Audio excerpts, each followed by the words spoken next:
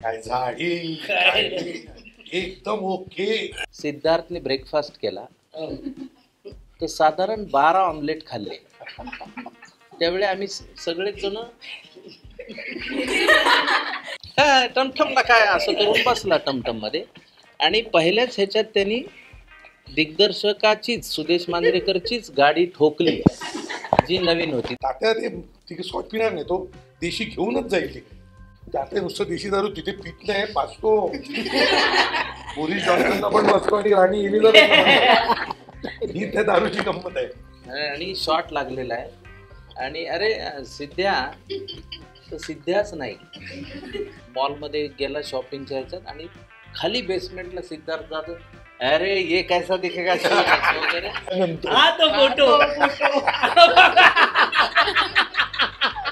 मला ह्यात स्पष्ट दिसेल की मांजरेकर असं म्हणाले, मी बंद करू का सिनेमा. नमस्कार, मी काजल डांगे सावंत. लोकसत्ता ऑनलाईनच्या डिजिटल अड्डामध्ये आपलं मनापासून स्वागत. 2008 मध्ये प्रदर्शित झालेला दे धक्का चित्रपट अगदी सुपर डुपर हिट ठरला. तब्बल 14 वर्षानंतर या चित्रपटाचा दुसरा भाग प्रदर्शित होतोय.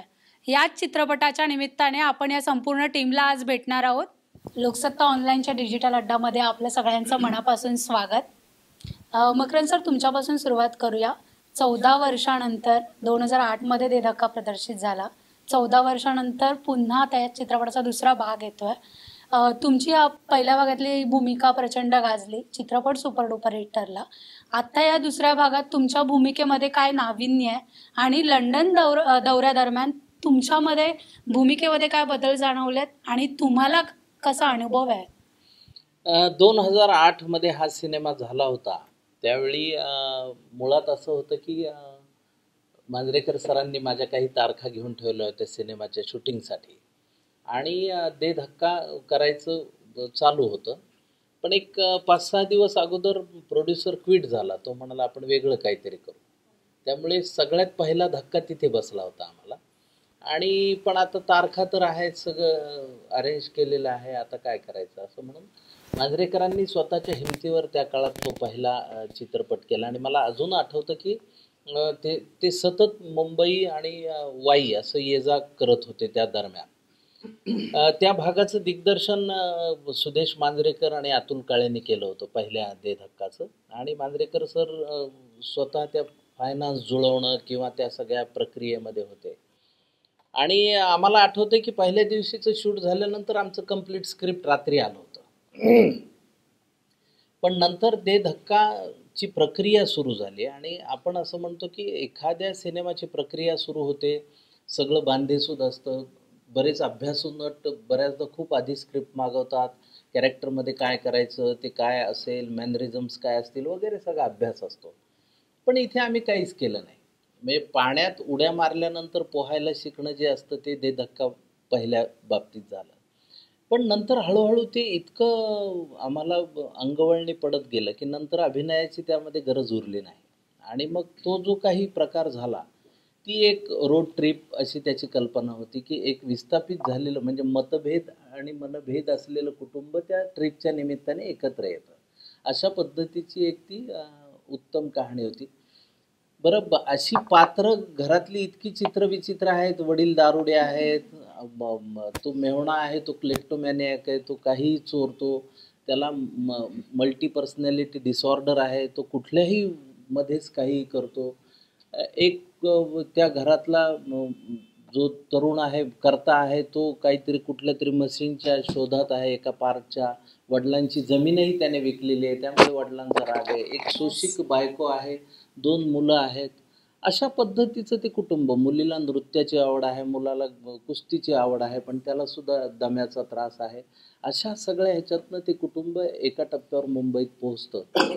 आणि तो सिनेमा प्रदर्शित झाला आणि त्यानंतर त्याने एक मराठी सिनेमात एक नव्याने इतिहास निर्माण केला. कारण त्या काळामध्ये त्याचं कलेक्शन 14 कोटी रुपयांचं होतं आणि तेव्हापासून कॉर्पोरेट लोक मराठी चित्रसृष्टीत यायला सुरुवात झाली. म्हणून तो एक दे धक्का इंडस्ट्रीसाठी, आता हा सिनेमासाठी झाला तसा इंडस्ट्रीसाठी पण होता. 14 वर्ष गेली, म्हणजे रादर 12 वर्ष गेली. कारण 12 वर्षापूर्वी हा शूट झाला, म्हणजे 2 वर्षापूर्वी शूट झालं. 2 वर्ष आपलं कोविडनी सगळ्यांना शांत बसवलं होतं. तर सिनेमा तर झाला होता, पण त्याची प्रक्रिया सगळी व्हायची राहिली होती. 2 भाग करताना काय करायचं? निर्माते अमेय खोपकर, यतीन जाधव यांनी मांजरेकरांना असं सांगितलं की आपल्याला दे धक्काचं काही करता येईल का सिक्वेल. त्यावेळी मग पार्ट 2 ची चर्चा सुरू झाली. आता काय असतं की पहिला सिनेमा ही पण कल्पना असते, दुसरा सिनेमा ही पण कल्पना. तर आता ही कल्पना काय करूया, तर तो जिथे संपला सिनेमा तिथे ती कुटुंब श्रीमंत झालं, म्हणजे तो पार्ट जो आहे तो अपील झालेला आहे आणि नंतर काहीतरी घडलंय त्यांच्या आयुष्यात. तर प्रेक्षक ते आनंदी झाले and they live happily forever या नोटवर तो सिनेमा संपला होता. दुसऱ्या सिनेमात आता खरंच श्रीमंत झाले, ते श्रीमंत झालेले आहेत, त्यांच्याकडे सगळं, पण त्यांचं काहीच बदललेलं नाही. म्हणजे बायको अजूनही इतक्या 5 स्टार घरामध्ये सुपानेच पाखडतीये किंवा वडील तीच देशी दारू पित आहेत. त्यांच्या वागणुकीमध्ये, त्यांच्या रूट्समध्ये, त्यांच्या नैसर्गिकपणामध्ये, निरागसतेमध्ये कसलाही बदल घडलेला नाही आहे. पण आता हे कुटुंब लंडनमध्ये जातं. आता ते कुटुंब विस्थापित नाही, त्यांच्यात मनभेद नाही, पण एक नवीन देश आहे आणि त्या नवीन देशामध्ये गेल्यानंतर काय गंमत होऊ शकते. आणि आपल्याकडनं हजारो कोटी बुडून पळालेले जे लोक आहेत त्यातला एखादा त्यांना भेटला तर काय होऊ शकतं, अशा पद्धतीची कल्पना या सिनेमात मांडली गेली.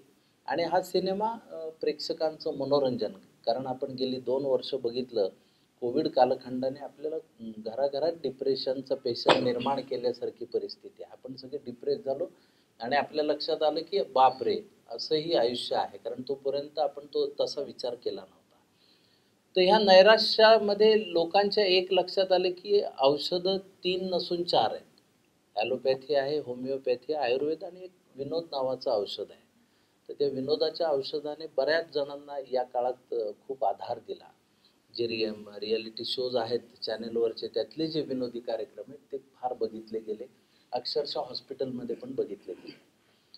तर मग हा सिनेमा कम्प्लिटली एंटरटेनमेंट असावा असं मांजरेकरांचं एक मत होतं की दुसऱ्या ह्याच्यात आपण काही फार उपदेश आणि तसल्या भानगडीत पडायला नको, असं म्हणून त्यांनी एक कथानक रचलं. आणि ते कथानक आता पूर्णत्वाला येऊन परवा प्रेक्षकांच्या भेटीला येत आहे. आणि आम्हाला खात्री आहे की या कुटुंबातले सगळेजण पुन्हा तसे आवडतीलच, कारण तीच पात्र आहे. आता ह्याचं फक्त ह्याच्यात बदल काय झालाय, तर ह्याच्या गळ्यात एक सर्टिफिकेट आहे, तो क्लेप्टोमॅन आहे. आता ही कल्पना विचित्र आहे, पण तो दाखवतो चोरी केल्यानंतर की माझा हा आजार आहे. आता ह्याला पूर्वी 12 अंडी लागायची, तर आता कोंबड्या त्याला बघूनच अंडी देतात, एवढाच बदल. असे काही जुजबी बदल. आता वडील नुसत्या ग्लासने पित नाही तर कॅननेच पितात, कारण त्यांना डॉक्टरने सांगितले तुम्ही प्यायला नाही तर मरून जाल. अशी काही पुन्हा एक विअर्ड लाईन पकडून ती फनी फॅमिली पुन्हा एका ट्रिपवर, अशी ह्याची कल्पना आहे.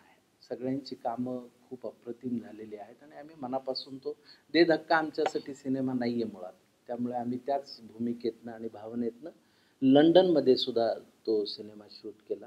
आणि हितेश मोडकनी त्याचं म्युझिक केलं आहे, अप्रतिम म्युझिक केलं आहे. आमच्यात नवीन ॲडिशन म्हणजे गौरी इंगवले आहे. तर गौरीला घेण्यामागचं कारण असं, आधीची आमची जी त्यातली कन्या आहे गौरी, तर त्या गौरी वैद्यचं असं झालं की ती पुढे इंजिनियर झाली, तिचा मार्ग बदलला आणि ती आता IT सेक्टरमध्ये मोठ्या याच्यावर कार्यरत आहे. तर तिला तसं शक्य नव्हतं, म्हणून मग आम्ही ही गौरी, पण हिने पण आमच्या ह्याला गौरीनी 4 चांद लावलेले आहेत, ते तुम्हाला सिनेमा किंवा ट्रेलर बघतानाही लक्षात येईल. तर ती फार उत्तम डान्सरच नाही तर ती खूप उत्तम ॲक्ट्रेस पण आहे. म्हणजे पांघरुण नंतर आपल्याला ते सगळ्यांना माहीत झालेलं आहे. तर एक चांगल्या कॅनव्हासची फिल्म आणि खूप दीर्घ काळानंतर पुन्हा एकदा ह्या आठवड्यामध्ये बरेच सिनेमे असताना, हिंदी आणि साऊथ इंडियन असताना मराठी मात्र आपला एकच दे धक्का 2 येतोय. तर बघूया आता इंडस्ट्रीला. मला असं वाटतं की आपल्या सगळ्यांचं सहकार्य आणि प्रेक्षकांचे आशीर्वाद मिळाले तर हा सिनेमा पुन्हा एकदा हिस्ट्री क्रिएट करेल. येस, म्हणजे मग सर बोलले गौरी या चित्रपटात दिसते, तिचा पांघरूणमध्ये तिने उत्तम काम केलं आहे.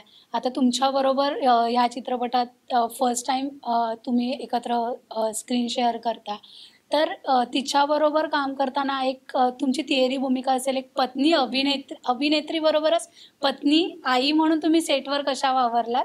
आणि दुसरा प्रश्न हा असेल की दे धक्काच्या पहिल्या भागात तुमची जी भूमिका होती प्रत्येक घरातली आई म्हणून आपुलकीची वाटली प्रत्येकाला.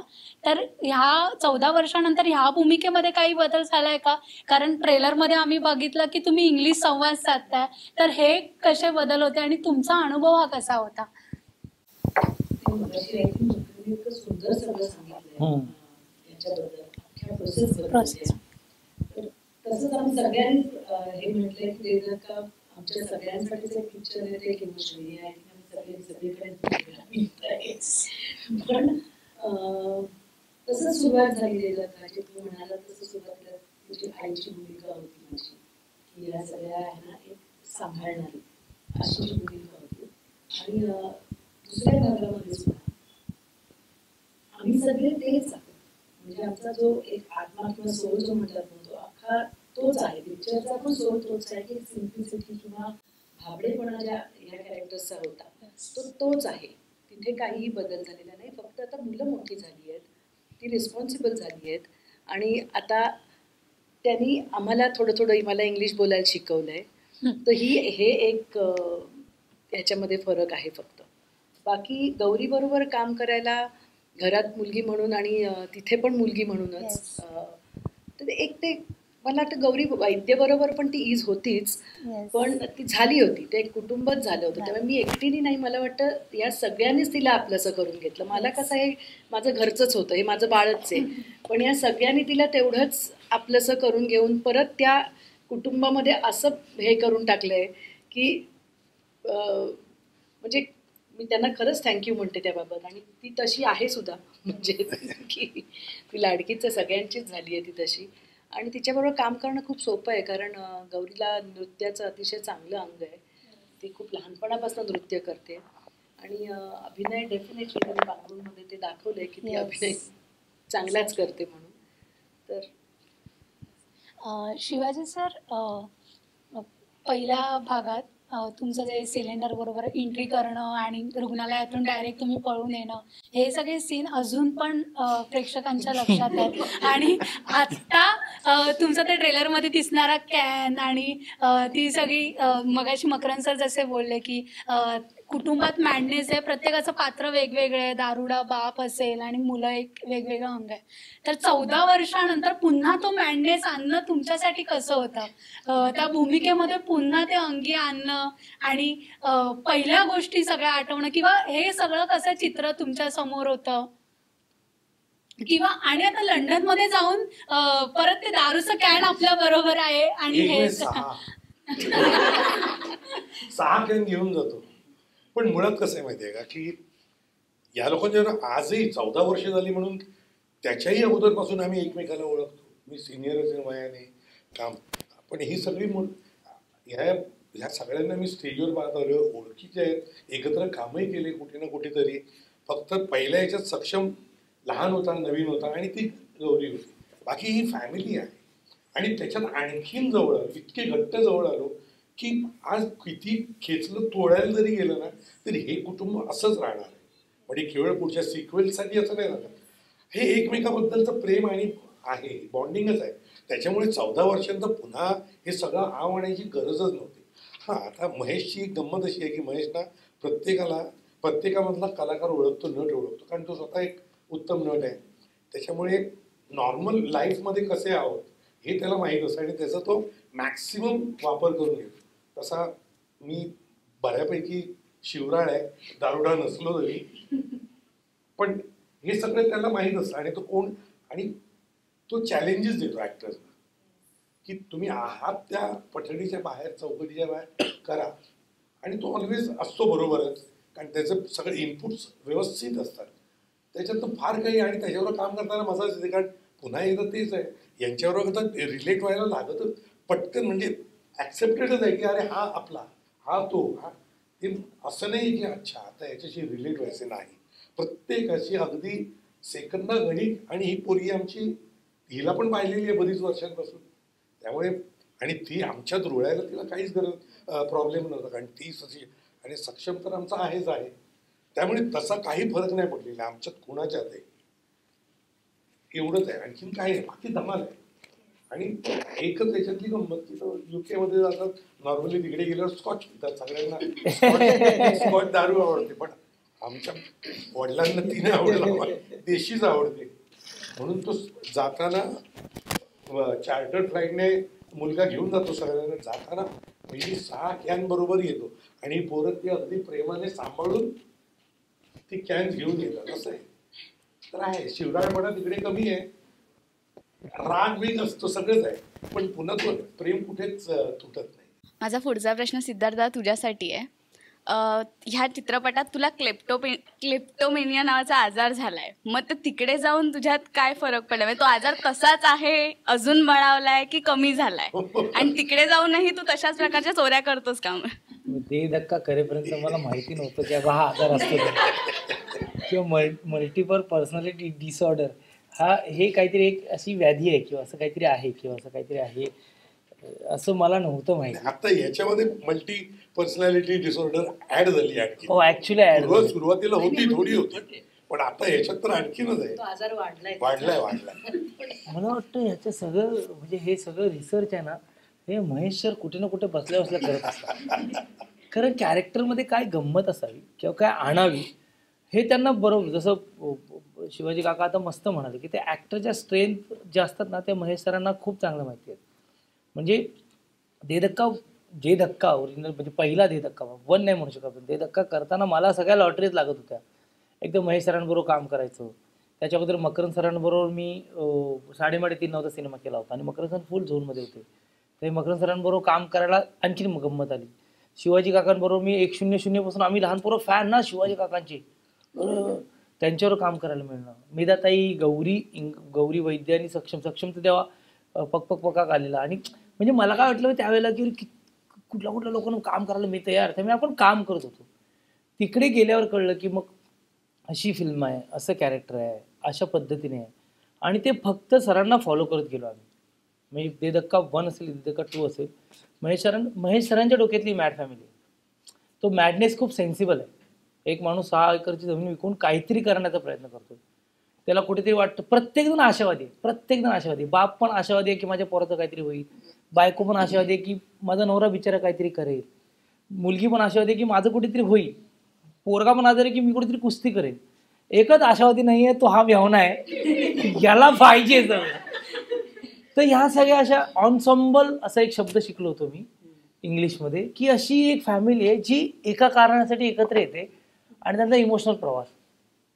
आणि तो ॲक्च्युली म्हणजे मेधाताई जे म्हणाल नाही हे वाक्य आहे की आम्ही दे धक्का, आम्ही सगळेच किंवा मीही, आम्ही हा सिनेमा मानतच नाही, तो आम्ही इमोशनच मानतो. कारण त्या सिनेमाने जसं मकरंद सरांनी आता एक वाक्य वापरलं की खरंच त्यांनी मराठी इंडस्ट्रीत एक वेगळा दे धक्का आणला. माझ्या आयुष्यातली एवढी मोठी सुपरहिट फिल्म मी नव्हती अनुभवली. त्याच्या अगोदर 3.5 सारखा सिनेमा सुपर डुपर हिट झाला होता. 3.5चे 21 शो प्रभातमध्ये हाऊसफुल होते. पण दे धक्का हा त्याच्या पलीकडे म्हणजे मॅसिव्ह हिट म्हणतात ना काहीतरी असा, की असा कोणी व्यक्ती तुम्हाला महाराष्ट्राच्या बाहेर भेटणार नाही ज्याने दे धक्का पाहिला नाही. एवढा सुपरहिट सिनेमा झाला होता आणि ते कॅरेक्टर, ती फॅमिली एवढी, तर मी ना माझं वेगळंच अचानकपणे विश्व बदलतं ना आपलं, तसं झालं होतं. पण मला वाटतं ती भावना खूप चांगली होती, लोकांना एंटरटेन करायची. जसं मकर सरांच्या डेट्स आहेत, शूटिंगच्या डेट्स आहेत, मकर सरांच्या डेट्स वेस्ट नाही गेल्या पाहिजेत. मग आपण कुठली एक फिल्म करू शकतो, म्हणजे नटाचा विचार करून सुद्धा एक सिनेमा करूया. म्हणजे तुम्ही मला म्हणता का इमोशन्स आल्या, सगळ्या फिल्म मेकिंगच्या इमोशन्स आल्यात. महेश सर अपडाऊन करतात, नाही आपलं काहीतरी करायचं आहे. आणि ते जेव्हा त्याचं यश जे मिळालं ते असं एवढं होतं की ते अनबेरेबल होतं, असंच म्हणूया. की अरे वाटेतला प्रत्येक माणूस, अरे सिनेमा चांगला आहे, कॅरेक्टर चांगला आहे. त्यामुळे वैयक्तिक माझं अख्खं आयुष्य बदलून गेलं होतं ॲक्टर म्हणून. अख्खं 360 डिग्री पलटीच झालं होतं. त्याच्यानंतर मग कामं मिळत गेली, वेगळी कामं करत गेलो. सिरियस असेल, कॉमेडी असेल, रोमॅन्टिक असेल, सगळं एक्सप्लोर करत गेलो स्वतःला या 14 वर्षात दे धक्का नंतर. आणि जेव्हा पुन्हा एकदा दे धक्का आला ना, आता महेश सर बोलले दे धक्का 2 करायचा. जेव्हा पहिला विचारला तेव्हाही आपल्याला काय पर्याय नाही. आणि आता तर म्हणजे असं होतं की चला त्यात लंडनला काय होणार, कसं होणार. तर मी मगाशी बोललो महेश सर खरंच ते कॅप्टन ऑफ द शिप आहे, त्यांना माहिती आहे ही गोष्ट कशी जाणार आहे, कशी होणार आहे. एक चांगलं वाक्य आहे प्रोमध्ये जे तुम्ही मकरंद सरांच्या तोंडी ऐकता की don't under estimate the power of Marathi माणूस. तर तो एक मराठी माणूस परदेशात जाऊन त्याची फॅमिली जर एकत्र असेल तर काय करू शकते हा थ्रेड पकडून आम्ही मग, आणि ते झालं यार, ते खूप छान झालंय. मग ते कॅरेक्टरायझेशन, मला तर माझं कॅरेक्टर असं वाटलं नाही की जसं म्हणतो ना की काल केल्याने हा पिक्चर सुरू झालाय, पण त्यातल्या मधल्या गोष्टी ज्या महेश सरांनी सांगितल्या, जसं ते ऍड केलं ना की मला आता मॅरिड सर्टिफिकेट आहे, पण तो म्हणजे तो आता, पण तो त्याचा तो आजार आहे, आजार म्हणूया, तो खूप क्यूट वाटावा असा आहे. तो त्याचा इनोसन्स आहे ना, त्याचा इनोसन्स आणि त्याचा प्रामाणिकपणा प्रत्येक कॅरेक्टरचा, प्रत्येक ऍक्टरचा, हे महेश सरांनी जपलंय. आणि आता ज्या पद्धतीने टीजर आल्यापासून किंवा ट्रेलर आल्यापासून, गाणी आल्यापासून प्रत्येकाला हा सिनेमा पाहायचा आहे, आम्हालाही पाहायचा आहे. त्यामुळे मी ऍक्टर म्हणून तो वाट बघतोय, पण प्रेक्षक म्हणून खूप वाट बघतोय की हा सिनेमा लोकांचं मनोरंजन करू दे. कारण प्रत्येक सिनेमा आपापल्या पद्धतीने मराठी मायबरसिकांचं प्रेक्षक मनोरंजन करते, पण आम्हाला असं वाटतं की नाही यार, येऊ दे लोकांना, बसू दे. कारण फॅमिली म्हणजे सातारा, सांगली, कोल्हापूर, विदर्भ, जिकडे जिकडे ती आपली जी सर्वसामान्य फॅमिली आहे ना, त्यांना पिक्चर बघायला एक कारण लागतं, ती लोक जाणार, त्यांनी आनंद घ्यावा, खूप एक्साइटमेंट आहे. सो ऍक्टर म्हणून माझ्या आयुष्यात अख्खा वेगळाच एक मिडास टच म्हणतो ना, महेश मांजरेकर सरांचा लागला. आणि 14 वर्षानंतर मला असं वाटतं ते पॉलिशिंग करायची गरज होती, त्यामुळे पुन्हा एकदा महेश सरांनी मला तो मिडास टच देण्याचा प्रयत्न केला, त्यामुळे खूप एक्साइटमेंट आहे. मला तुम्हाला ह्यावरूनच एक क्वेश्चन विचारायचं आहे की जसं तुम्ही मूवीमध्ये सगळ्यांचे काही ना काहीतरी चोरताय, तसं तुम्ही सेटवर पण कोणासोबत असा प्रँक केला आहे का?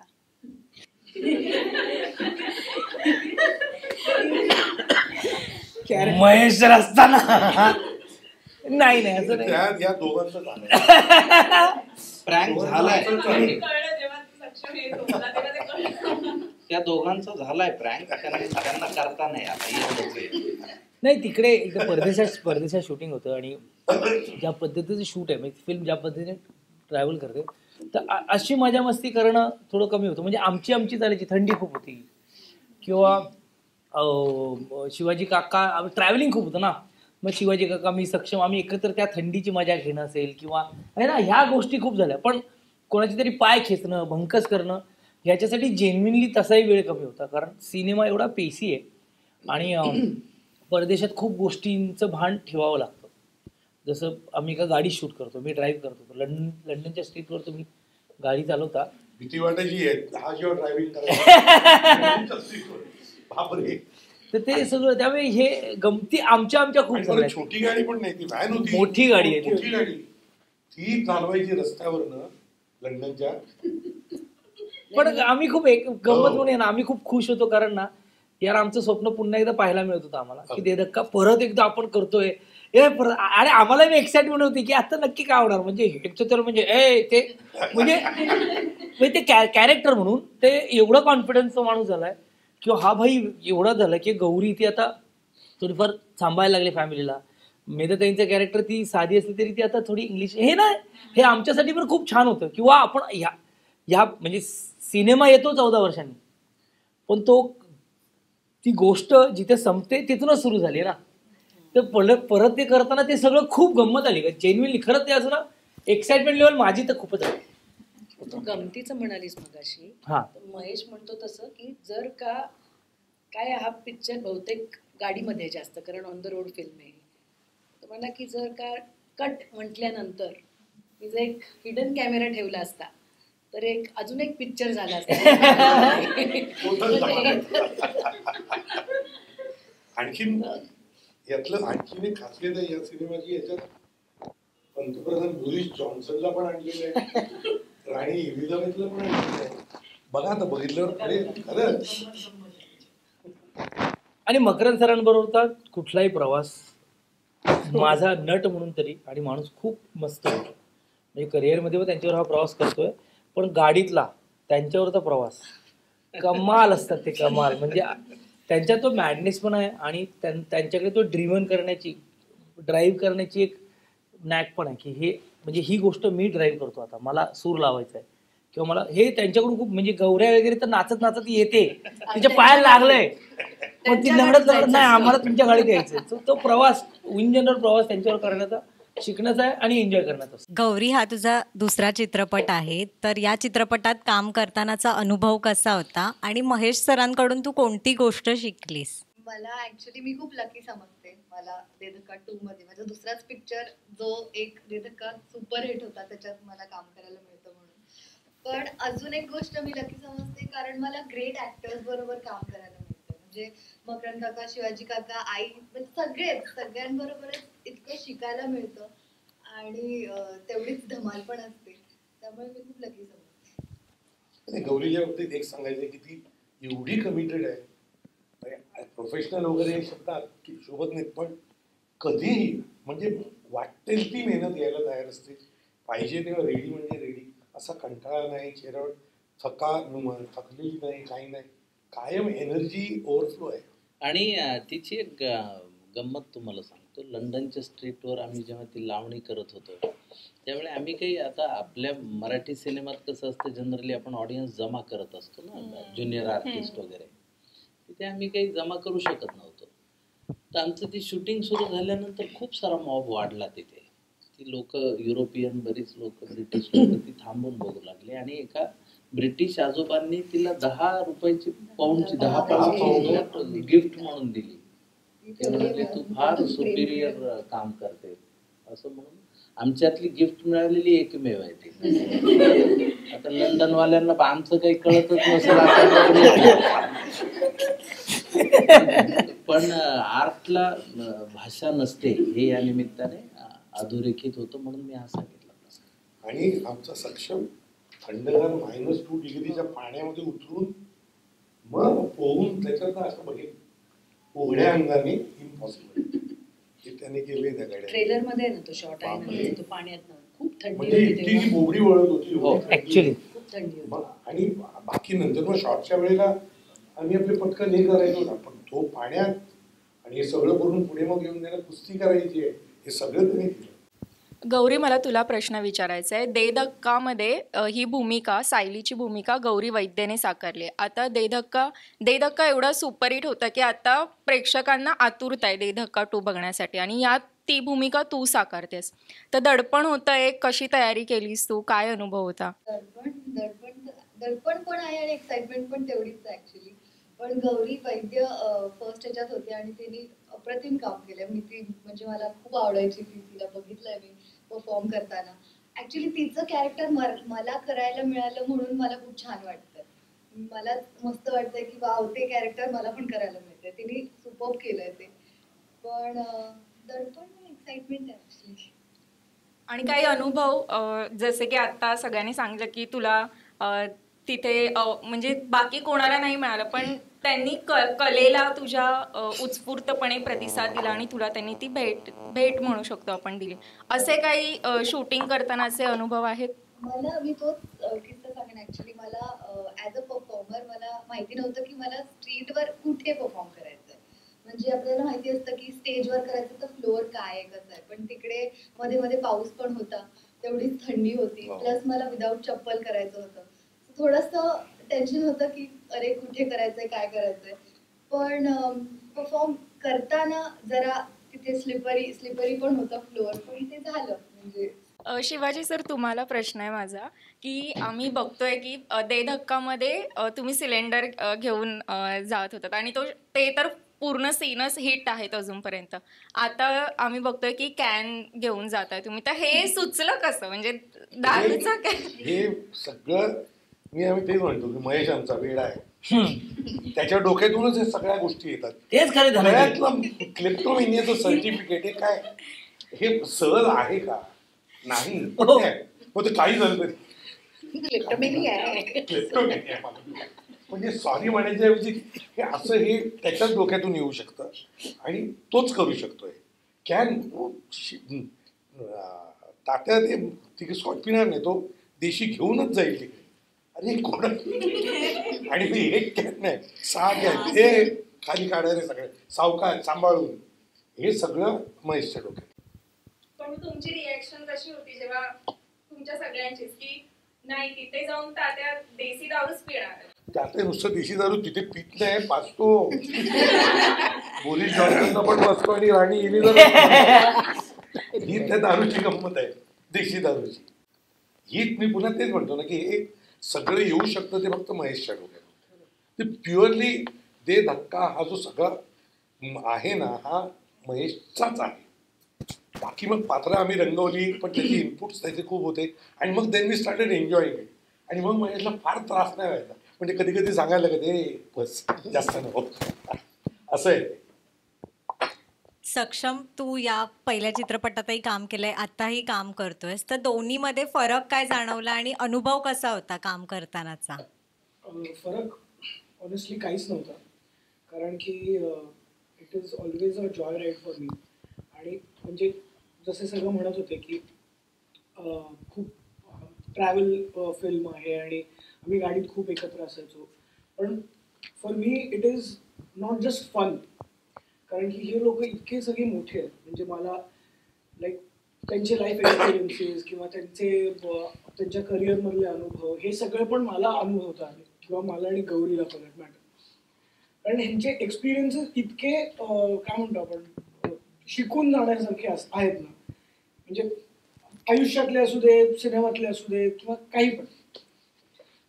खूप छान डिस्कशन्स प्रत्येक व्यक्तीबरोबर माझे झाले त्या फिल्मच्या दरम्यान. म्हणजे नॉट जस्ट प्रोफेशनल पण पर्सनल लेवलवरती पण खूप जास्त कनेक्ट झालोय सगळ्यांबरोबर. आणि मला खूप छान वाटतं की त्यांनी मला एवढं आपलंसं करून घेतलेलं आहे. So I feel very lucky. आणि coming back to the film, मला असं वाटतं की दे धक्कावरती सगळ्यांनीच खूप प्रेम केलेलं आहे. आणि पप्पा पगारनंतर एवढ्या मोठ्या फिल्म साठी माझा विचार करणं हे माझ्या दृष्टीने खूप लकी होतं. आणि महेश काकांनी ते केलं माझ्यासाठी. आणि त्याच्यानंतर बऱ्याच सिनेमांमध्ये त्यांनी मला काम करण्याची संधी दिली. सो आणि नॉट जस्ट काम, म्हणजे त्यांनी त्यांच्या एका फॅमिलीचाच भाग बनवून घेतलं. आणि म्हणजे दे धक्का जसे म्हणतात की family family, it is all a big family, like in a true sense. म्हणजे फक्त कास्ट आणि असे लोक नाही, पण बिहाइंड द कॅमेरा पण जे लोक आहेत ना ते पण इतके सगळे कनेक्टेड आहेत. म्हणजे महेश काकांचा सगळ्यात one of the most trusted person Satish पडवळ जो आपला एडिटर आहे, प्रशांत राणे, हे सगळे पण तिकडे सेटवरती होते. So it was a very very homely vibe for me. आणि खूपच मजा आली, खूप शिकायला मिळालं, खूप एन्जॉय केलं. सिनेमानी अर्थातच खूप दिलेलं आहे मला, पहिल्या भागाने पण आणि आत्ताही. सो ऑल इन ऑल मला असं वाटतं की it is like a mesmerising feeling. म्हणजे just to be with these people, just to be on the set ह्या लोकांबरोबर. मला असं खूप वाटतं की मी फार जास्त काही बोलत नाही, पण लाईक यांच्याकडे बघताना ना म्हणजे असं वाटतं की फक्त बघतच बसा. पण सक्षम, मगाशी मकरंद सर जसं बोलले, तू आधी 12 अंडी खाताना दिसलं, आता कोंबडी पाहिल्यावर तुला अंडा देते. तर मग ते तुझं पैलवान आणि मग ती शरीरी अष्टी तुझी, आता तुझा लुक बदललेला दिसतोय. तेव्हा तू भूमिकेसाठी वेगळी काय आता, बट ऑब्वियस की आधी चित्रपट कोविडच्या आधी चित्रित झालाय, तर त्याच्यासाठी तू स्वतःच्या म्हणजे भूमिकेसाठी तू काय वेगळी मेहनत घेतलीस? माझं तेव्हा डाएट बिएट सगळं चालूच होतं. आणि म्हणजे फिल्मसाठी असं वेगळं काही मी प्रिपरेशन नव्हतं केलं, कारण की मी ऑलरेडी माझं वर्कआउट्स आणि हे सगळं चालूच होतं. आणि मला मॅरेथॉन्स पळायला आवडतं, मला वर्कआउट करायला आवडतो. सो माझं ऑलरेडी ते चालूच होतं. फक्त फिल्मच्या ओघाने माझं वर्कआउट जास्त वाढला. That happen. सो मी आधी जर मी 1 तास करत असेल तर 2 तास करतो. शिवाजी सर, ट्रेलर मधला एक संवाद विशेष लक्ष वेधी आहे, तो म्हणजे काय झाडी काय हाटी तो संवाद. तर तुमच्या आवाजातला जो संवाद आहे, तर कसं कनेक्शन आहे शहाजी बापूंबरोबर आणि हे कसं काय म्हणजे कनेक्शन तुमचं बोलून सांगतो काय. Coming back square one is Mahesh मांजरे. हे सगळं आपण आता नुसते येऊन बघतो काय झाडी एकदम ओके. ते वापरले, इतकं सुंदर वापरलंय की उगीच वापरल्यासारखं नाही. आणि हे मी पुन्हा तेच म्हणतो, माझा मित्र आहे वगैरे सर्व आला इला, पण त्याचं डोकं तसंच आहे, असं सट जातं. अगदी तुमच्या डिजिटल सारखाच प्रकार आहे तो, पण दिसतं खूप छान. मग पण ते किती वेळा रिपीट मध्ये तो डायलॉग ऐकलाय त्या ह्याच्यात. नाही पण ते त्याच्या म्हणजे आता हे असं पाहिलं की याच्या काय की अमिरा आणि काय पोरी एकदम ओके मध्ये असं आहे. म्हणजे इथे आलं तर हे तिथे वेगवेगळ्या सिच्युएशनला बघून आपल्या ताज्या बोलतात, पण हे फार नाही वापरले, हार्डली 3-4 वेळा असेल. ते पण म्हणजे सांगायचं मला असं हे होतं की महेशकरांची विजन इतकी क्लिअर आहे ना की म्हणजे पहिल्या दिवसापासून त्यांना फिल्म शेवटी कशी दिसणार आहे हे आधीपासूनच माहिती असतं. सो एक ऍक्टर म्हणून तुमचं अर्ध काम ऑलरेडीच कमी होतं सेटवरती जेव्हा ते तुमचे डिरेक्टर असतात. फ्रेंड सर, ट्रेलरमध्ये जे संवाद आहे की don't under estimate the power of Marathi man, तर लंडनमध्ये हे जेव्हा चित्रपट चित्रित झालं, पहिल्या प्रश्नातच तुम्ही सगळं उत्तर दिलं, पण एक असं तिथल्या लोकांना भेटल्यानंतर किंवा असं काही एक किस्सा घडलाय का की मराठी माणूस म्हणून तिथे तुम्हाला आपुलकीने कोण भेटलंय किंवा तुमच्याबरोबरच मराठी एखादा शब्द उच्चारलाय किंवा वाक्य उच्चारलंय, असं चित्रीकरणादरम्यान एखादा किस्सा घडलाय का? तो आमचा कोआर्टिस्ट जो आहे त्या ह्याच्यातला त्या सीन मधलाच रिचर, तो मराठी बोलत होता, तो प्रयत्न करायचा त्या सगळ्या ह्याच्यात आणि हॉटेलचा मॅनेजर ना. हा, तर त्याने चांगलं काम केलं आणि तो ब्लडी इंडियन असं त्याला डायलॉग आहे, तर त्याला तो समहाव म्हणायचा नव्हता, त्याने ते नाही मला हे नाही म्हणायचं असं तो आग्रही होता, पण तो सिनेमाचा भाग म्हणून त्याला तो वाक्य म्हणायला, पण तो म्हणला नंतर शॉर्ट झाल्यानंतर की मी कधीही असं म्हणू शकत नाही. तर ते एक काय म्हणूया आपण माणुसकी ही संवेदना ही सगळीकडे सारखीच असते, तशा पद्धतीचं ते आहे. आणि बाकी तिथे म्हणाल तर आता लंडनमध्ये मराठी माणसं खूप आहेत, त्यामुळे आम्हाला भेटली पण बरेच जण. आपण ज्या हॉटेलमध्ये राहत होतो ते सुद्धा मराठी माणसं, ते मराठी माणसाचंच हॉटेल आहे, त्यामुळे आता तसं don't under estimate power of Marathi माणूस हे त्या अर्थाने खरंच आहे. जगभरात मराठी माणसांनी स्वतःची छाप सोडलेली आहे, फक्त ते काय आहे की आपल्याला गाजावाजा करण्याची सवय नाही, एवढाच त्यातला भाग आहे. त्यामुळे इतर लोक फार सहजतेनं बोलतात, पण आपली यादी काढायला बसलं मराठी माणसांची तर ती फार मोठी होईल आणि ती फार सशक्त आहे. आणि अटकेपार झेंडे लावलेले लोक आपणच आहेत, त्यामुळे मराठी माणसाला तसंही फार अंडर एस्टिमेट करू नये. जोपर्यंत तो शांत आहे तोपर्यंत शांत आहे, मग तो आणि त्याला शांती आवडते हे पण आहेच आहे. तर त्यामुळे सिनेमात ती अस्मिता आहेच आहे आणि आपण सगळेच जण त्याबद्दल फार आग्रही आहे. चित्रपट अजून प्रदर्शित झाला नाहीये, ट्रेलर जसं की आलंय त्याच्यावर सोशल मीडियावर खूप मीम्स व्हायरल झालेत, ते तुम्ही पाहिलेत का? हा पहिला प्रश्न आहे. आणि दुसरं असं आहे की त्यावर तुमची भूमिका काय आहे? म्हणजे खूप जेव्हा ट्रेलर पब्लिश झाला त्याच्यानंतर प्रचंड मीम्स व्हायरल झालेत, प्रत्येक डायलॉगवर आय थिंक मीम्स तयार झाले. हा, मग आता सिनेमा होऊ दे, मग एकदा ते सगळं झालं, कारण सिनेमामध्ये प्रचंड डायलॉग्स आहेत ज्याचे मीम्स होतील याची आम्हाला खात्री आहे, कारण अगदी प्रत्येक सिक्वेन्समध्ये डायलॉग्स आहेच आहे. त्यामुळे आणि आम्ही मीम्ससाठी तर प्रसिद्धच आहोत. दे धक्का 1 पण आहे आणि दे धक्का 2 तर असणारच ऑब्व्हियसली. त्यामुळे आम्ही एकदा निवांत झालो या प्रसिद्धीतनं आणि सगळं एकदा झालं की मग आम्ही मीम्सच्या ह्याच्यात लागू. आता वरवर जे दिसतात तेवढेच आम्ही बघून हसतो. हा, पण सर एक मीम्स वेगळा भाग झालाय ज्याच्यामुळे आपण म्हणू ना की पब्लिसिटी आणखी वाढते, आपला PR आणखी वाढतो, प्रेक्षकांपर्यंत चित्रपट ह्या सगळ्या दृष्टिकोनाकडे तुम्ही कसं पाहता? आता पूर्वी कसं होतं बघ, साधं होतं. आम्ही जेव्हा लहान होतो किंवा तरुण वयापर्यंत इव्हन अगदी, तेव्हा 3-4 अंगेत उभ्या असलेल्या प्रेक्षकाला इमिजिएट सिनेमा कसा आहे हे कळायचा, कारण ते 12 वाले आले, भंगार है रे जाओ घर को, तिथे सिनेमा संपायचा. अरे बहुत अच्छा है. आपली ओळख नसतानाही लोक असं सांगायचे त्या रांगेलाच की और बहुत जबरदस्त पिक्चर आहे, कारण त्याचे पैसे वसूल झालेत आणि तो आनंदात. ती माउथ पब्लिसिटी होती. आताचा कालखंड बदललाय म्हणून ही आता आपण ग्लोबल व्हिलेज आहोत, त्यामुळे ही माउथ पब्लिसिटी वेगळ्या अर्थाने तशीच आहे. तर त्यामुळे एकदा सिनेमा रिलीज झाला की तुम्हाला मग विशेष काही करायची गरज भासत नाही.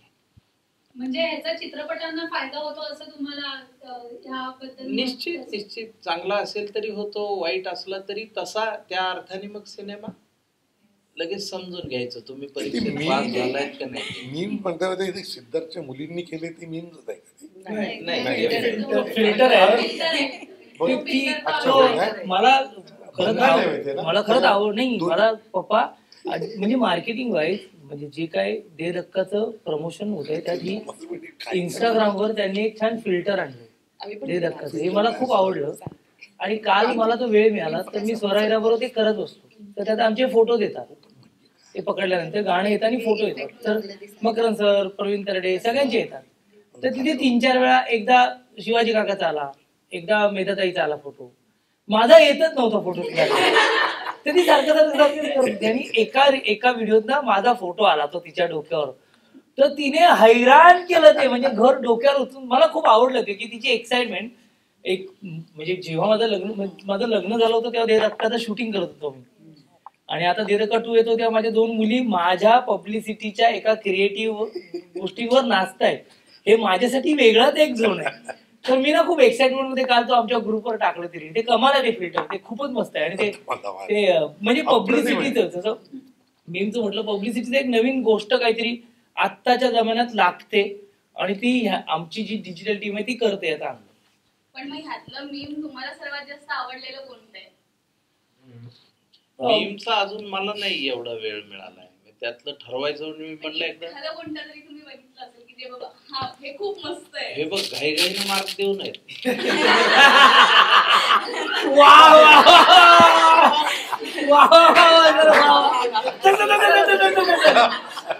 नाही ते इन जनरल हा पहिला सर आशीर्वाद द्या, पेढे का मी पहिला आलो तू.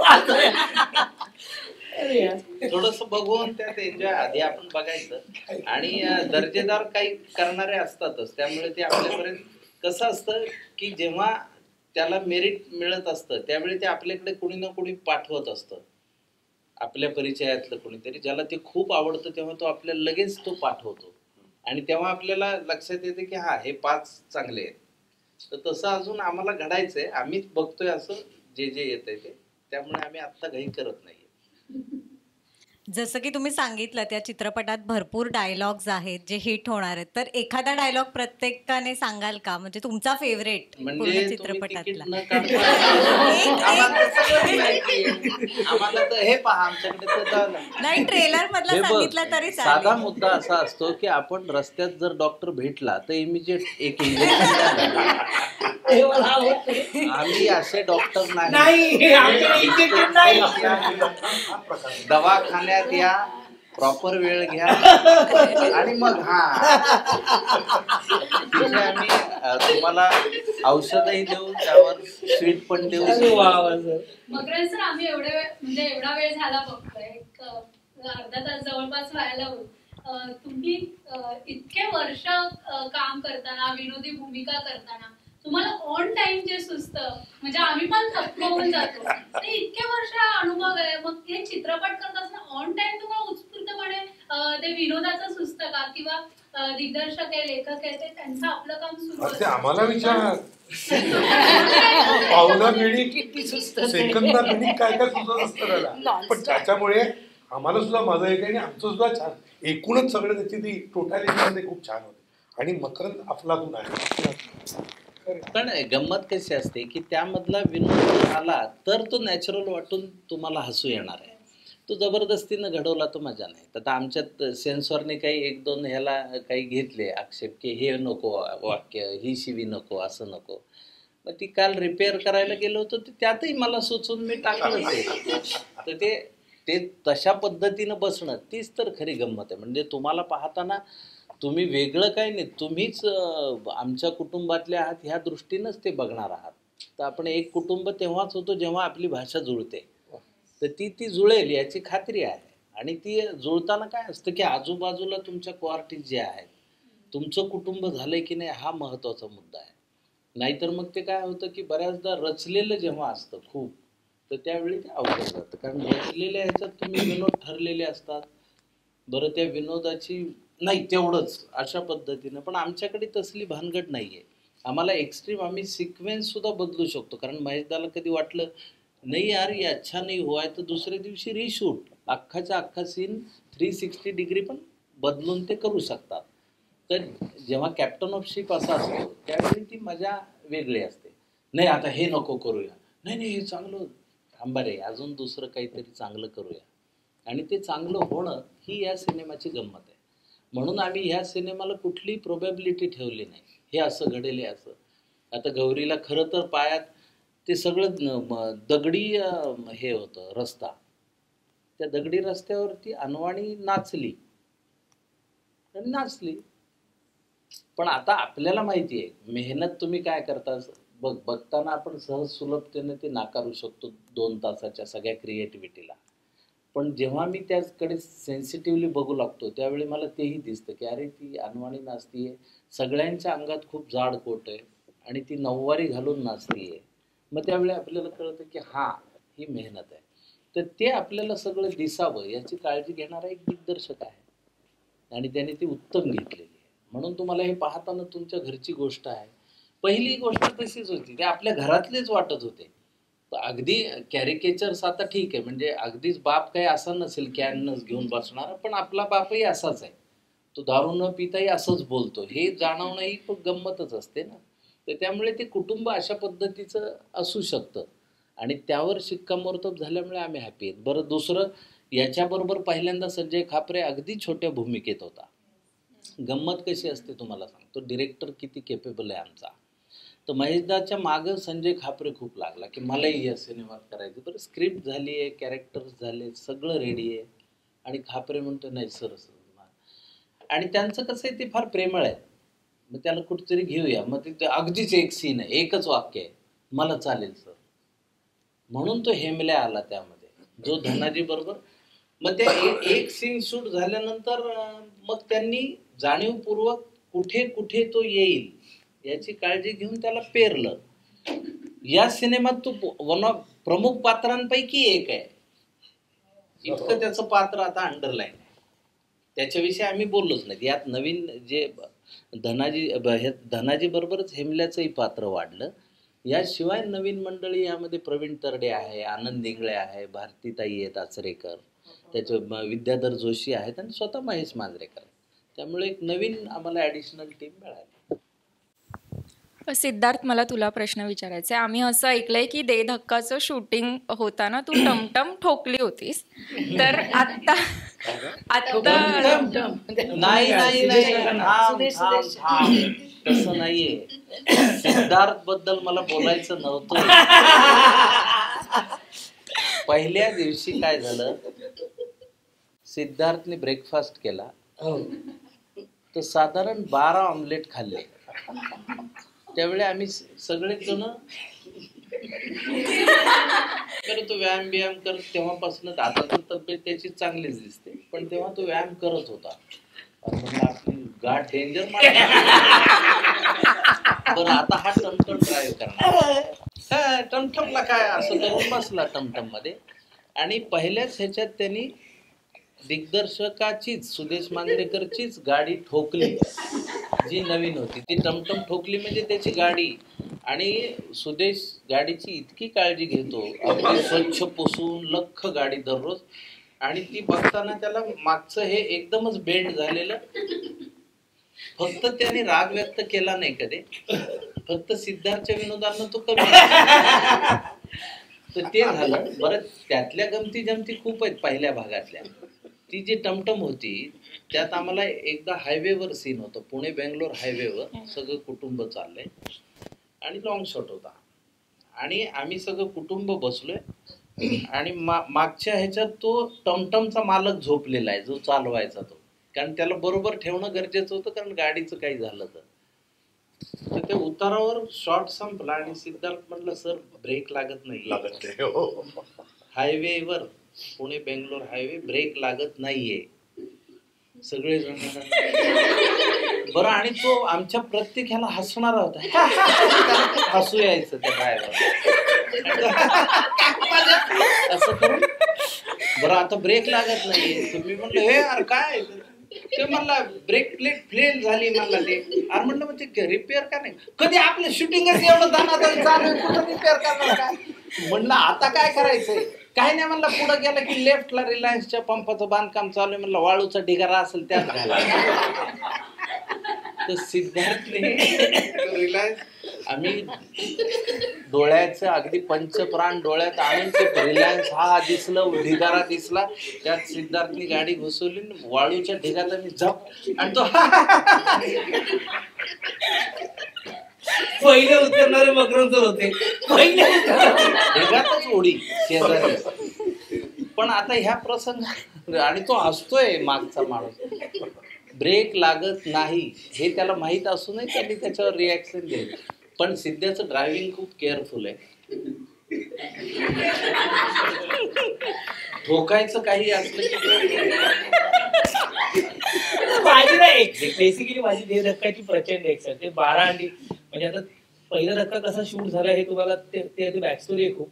जसं म्हटलं की संक्षिप्तमध्ये माझ्यासाठी तारखा होते आणि मग महेश सर अपडाऊन करत होते. पण नटांच्या जीवनाची किंवा त्यांना, कारण आम्ही सकाळी एक नाश्ता केल्यानंतर भोर मैदानावर रस्त्यावर शूट करायचो, तर ही थिअरी मला खूप आवडली होती प्रोडक्शन हाऊसची आणि डिरेक्टरची, की तुम्ही नाश्ता म्हणजे भरभक्कम करा म्हणजे तुम्ही दिवसभर व्यवस्थित राहू शकता. पण त्याच्यावर ना ह्याच्या 12 अंड्याची हा, मी पुढचा प्रश्न माझा हाच होता की सिद्धार्थने 12 ऑमलेट खाल्ल्यानंतरच ती कल्पना सुचली का? हा 12 आणि तेव्हा मकरंद सर एकतर मगाशी 2-4 प्रश्नांची उत्तर पटकन देतो. इथं हजर जवळपणा जो मकरंद सरांचा आहे. मी माझ्या करिअरच्या सुरुवातीला भरत सर आणि मकरंद सरांबरोबर खूप काम केलं, तर त्यांचा अनुभव पाहिला आहे. पण त्यात एक ऍडिशनल अशी आहे ना की मकरंद सरांचं वाचन आउटस्टँडिंग आहे. म्हणजे ते नॉर्मली आपली मराठी साहित्य वाचतात, पण ना मी एकदा पाहिले की ना ते मागवतात. म्हणजे ट्रान्सलेशन काही नॉवेल्स असतात ना, ते एकदा त्यांच्याकडे एक माणूस आला, त्यांच्यावर पारत करत होतो, कुठला तरी सिनेमा करत होतो, तेव्हा तो माणूस खास एक मोठं बॉक्स, म्हणजे आपल्याला मिठाईचे बॉक्स असतात ना तसे त्यांना पुस्तकांचे बॉक्स यायचे. तर ही गोष्ट ना अनुभवातून, वाचनातून किंवा अशा वेगवेगळ्या गोष्टी करल्यामुळे ते असे इंजेक्शन भेटला का लगेच हे सगळं त्यांचं सुरू होते, असं होतं ते. तर सांगायचा मुद्दा हा होता की ह्यांचं आणि महेश सरांचं ना खूप इंटरेस्टिंग डिस्कशन सुरू होतं त्या दिवशी. म्हणजे आमचं जिथे हॉटेल होतं त्याच्या बाजूला ते ना तवे लागायचे, 3 तवे. डोश्याचे तवे कसे असतात, एक डोश्याचा तवा, एक ऑमलेटचा तवा, आणि तिकडे माणूस असतो, तो बनवून देतो, आपण म्हणले ना, मग तो मध्ये देत राहतो. तर ह्या दोघांचं एवढं अप्रतिम डिस्कशन चाललेलं एका गोष्टीवर, तर ते ऐकता ना मी ते मागवतच होतो, कारण नवीन आहे ना.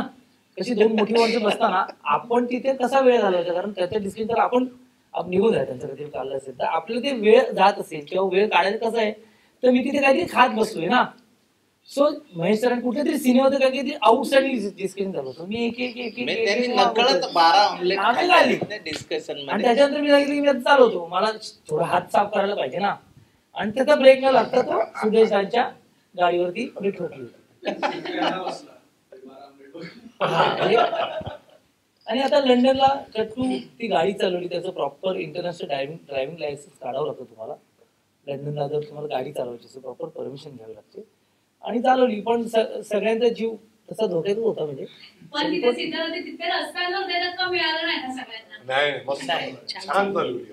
त्यांनी अगदी सुंदर चालवली. आणि दुसरं कसं की ह्या सिनेमामधली त्याची भूमिका, त्यांनी जी मेहनत केली आहे, खरं तर हे सहज शक्य नसतं की इतकं मॅड कॅरेक्टर तुम्ही प्रेक्षकांना त्यांच्या पचनी पाडणं ही खूप अवघड गोष्ट असते. पण त्यांनी ते जेन्युअनली केलं. म्हणजे त्याला मी मारतो सिनेमामध्ये किंवा बहीण मारते हे आम्ही खरंच मारलं होतं सिद्धाला, आणि तो म्हणला होता मला खरं मारा, तर आम्ही खूप कुटलेलं आहे त्याला पहिल्या लागला होता. हा म्हणजे लास्ट आणि त्याला, आणि त्याने ते मग त्यानंतर मग ऍक्टिंग उरत नाही ना, ते खरोखरी जेन्युइनली काहीतरी घडतंय. ते कुटुंब माळरानावर आहे आणि ते सगळं एक हृदय प्रसंग, आणि तो प्रेक्षकांना खूप आवडतो. तर आम्ही कुणीच ऍक्ट केलेलं नाही. मकरंद सरांच्या सगळ्याच विनोदी भूमिका आहेत त्या सुपरहिट आहेत. म्हणजे त्यांचे पात्र असतील किंवा त्यांचे डायलॉग सगळ्यांच्या तोंडपाठ असतात. पण पूर्वीसारखं तुम्ही विनोदी पात्र रुपेरी पडद्यावर साकारताना दिसत नाही. तर तुम्हाला असं एक गॅप घेणं गरजेचं असतं. कारण एका टप्प्यावर काय होतं की प्रेक्षकांनाही तुमच्या भूमिकांचा कंटाळा येतो आणि तुम्हाला स्वतःलाही तुमच्या भूमिकांचा कंटाळा येतो. अशी एक अवस्था नटाच्या आयुष्यात येते. मग काही काळ थांबायचं. मग मध्यंतरीच्या काळात एक पुन्हा आमच्यासाठी एक वेगळा ट्रॅक नामचा होता, त्यामुळे आम्ही बरीच त्यासाठी कमिटेड होतो. म्हणून माझा बऱ्याच वर्षाच्या गॅप नंतर हा विनोदी सिनेमा येतोय.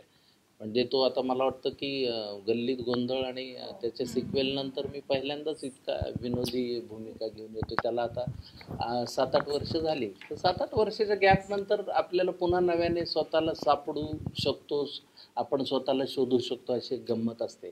त्यामुळे आता गंभीर आणि विनोदी भूमिका असं दोन्हीचं मिश्रण. म्हणजे तुम्ही मी पुन्हा येईन म्हणत पुन्हा रुपेरी पडद्यावर येत आहे. हो, असं नव्या म्हणावं. अवतारात. हे बघ, तू कुठल्याही क्षेत्रात असतो तुला म्हणावंच लागतं मी पुन्हा येईन, ते करावंच लागेल.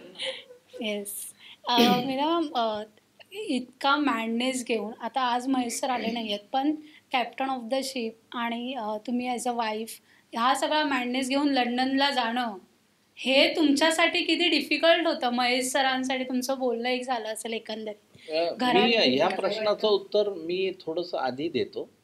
कारण बघ, हा सिनेमा आम्ही लंडनमध्ये शूट केला 18 दिवस आणि हे फक्त महेश मांजरेकरांनाच जमू शकेल याची मला खात्री आहे. तुम्ही जेव्हा सिनेमा पाहाल तेव्हा तुमच्या लक्षात येईल लंडनमध्ये प्रचंड लोकेशनवर त्यांनी शूट केलं आहे. म्हणजे मी डबिंग करताना म्हणलं अरे 18 दिवसात, मग मी म्हणलं पण सर म्हणलं हे पॉसिबलच नाही आहे, हे साधारण 28 ते 32 दिवसांचं शूटिंग आहे जे त्यांनी 18 दिवसात लंडनमध्ये संपवलं. तर ही इज केपेबल म्हणून. पण आता बाकीचं मेधाताई सांगतीलच, पण मला प्रकर्षाने ही गोष्ट सांगायची होती की हे 18 दिवसांचं शूट आहे लंडनमध्ये.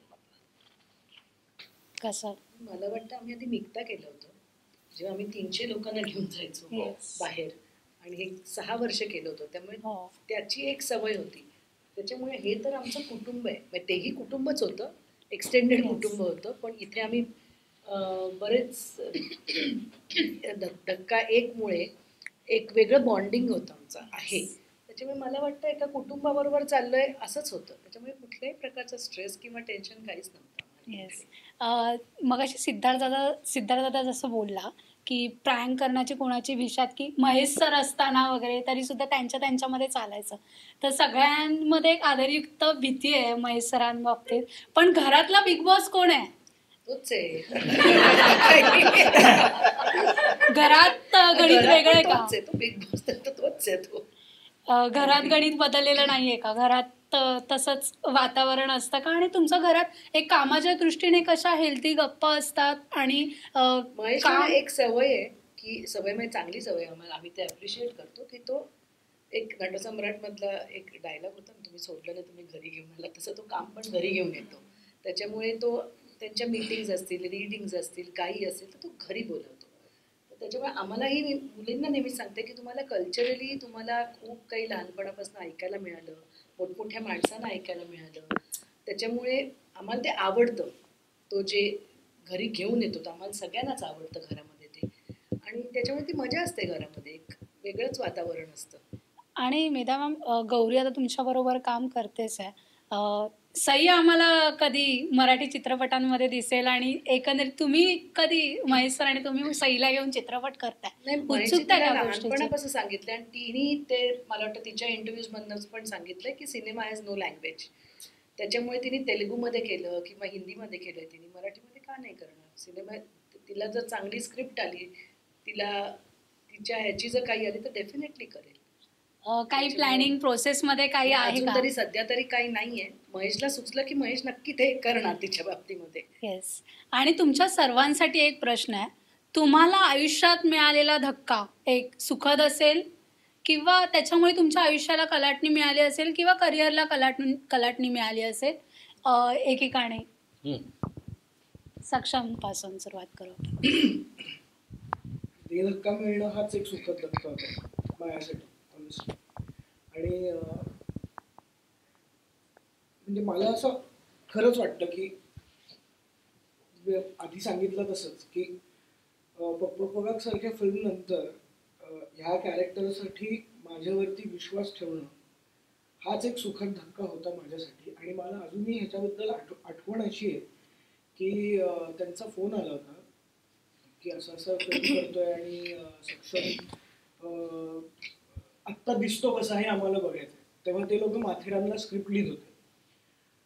तर मग बाबा म्हणले की तुम्ही या ना घरी, माथेरानवरनं घरी, म्हणजे मुंबईला जाता पुण्यात येऊन जा. मग हे सगळे लोक ना माझ्या घरी आले. म्हणजे मेधाताई, सुदेश काका, अतुल काका, महेश काका सगळे एव्हरीबडी सगळे घरी आले होते. तेव्हा सई बी असे छोटेसे पिल्लू पिल्लू होते सई.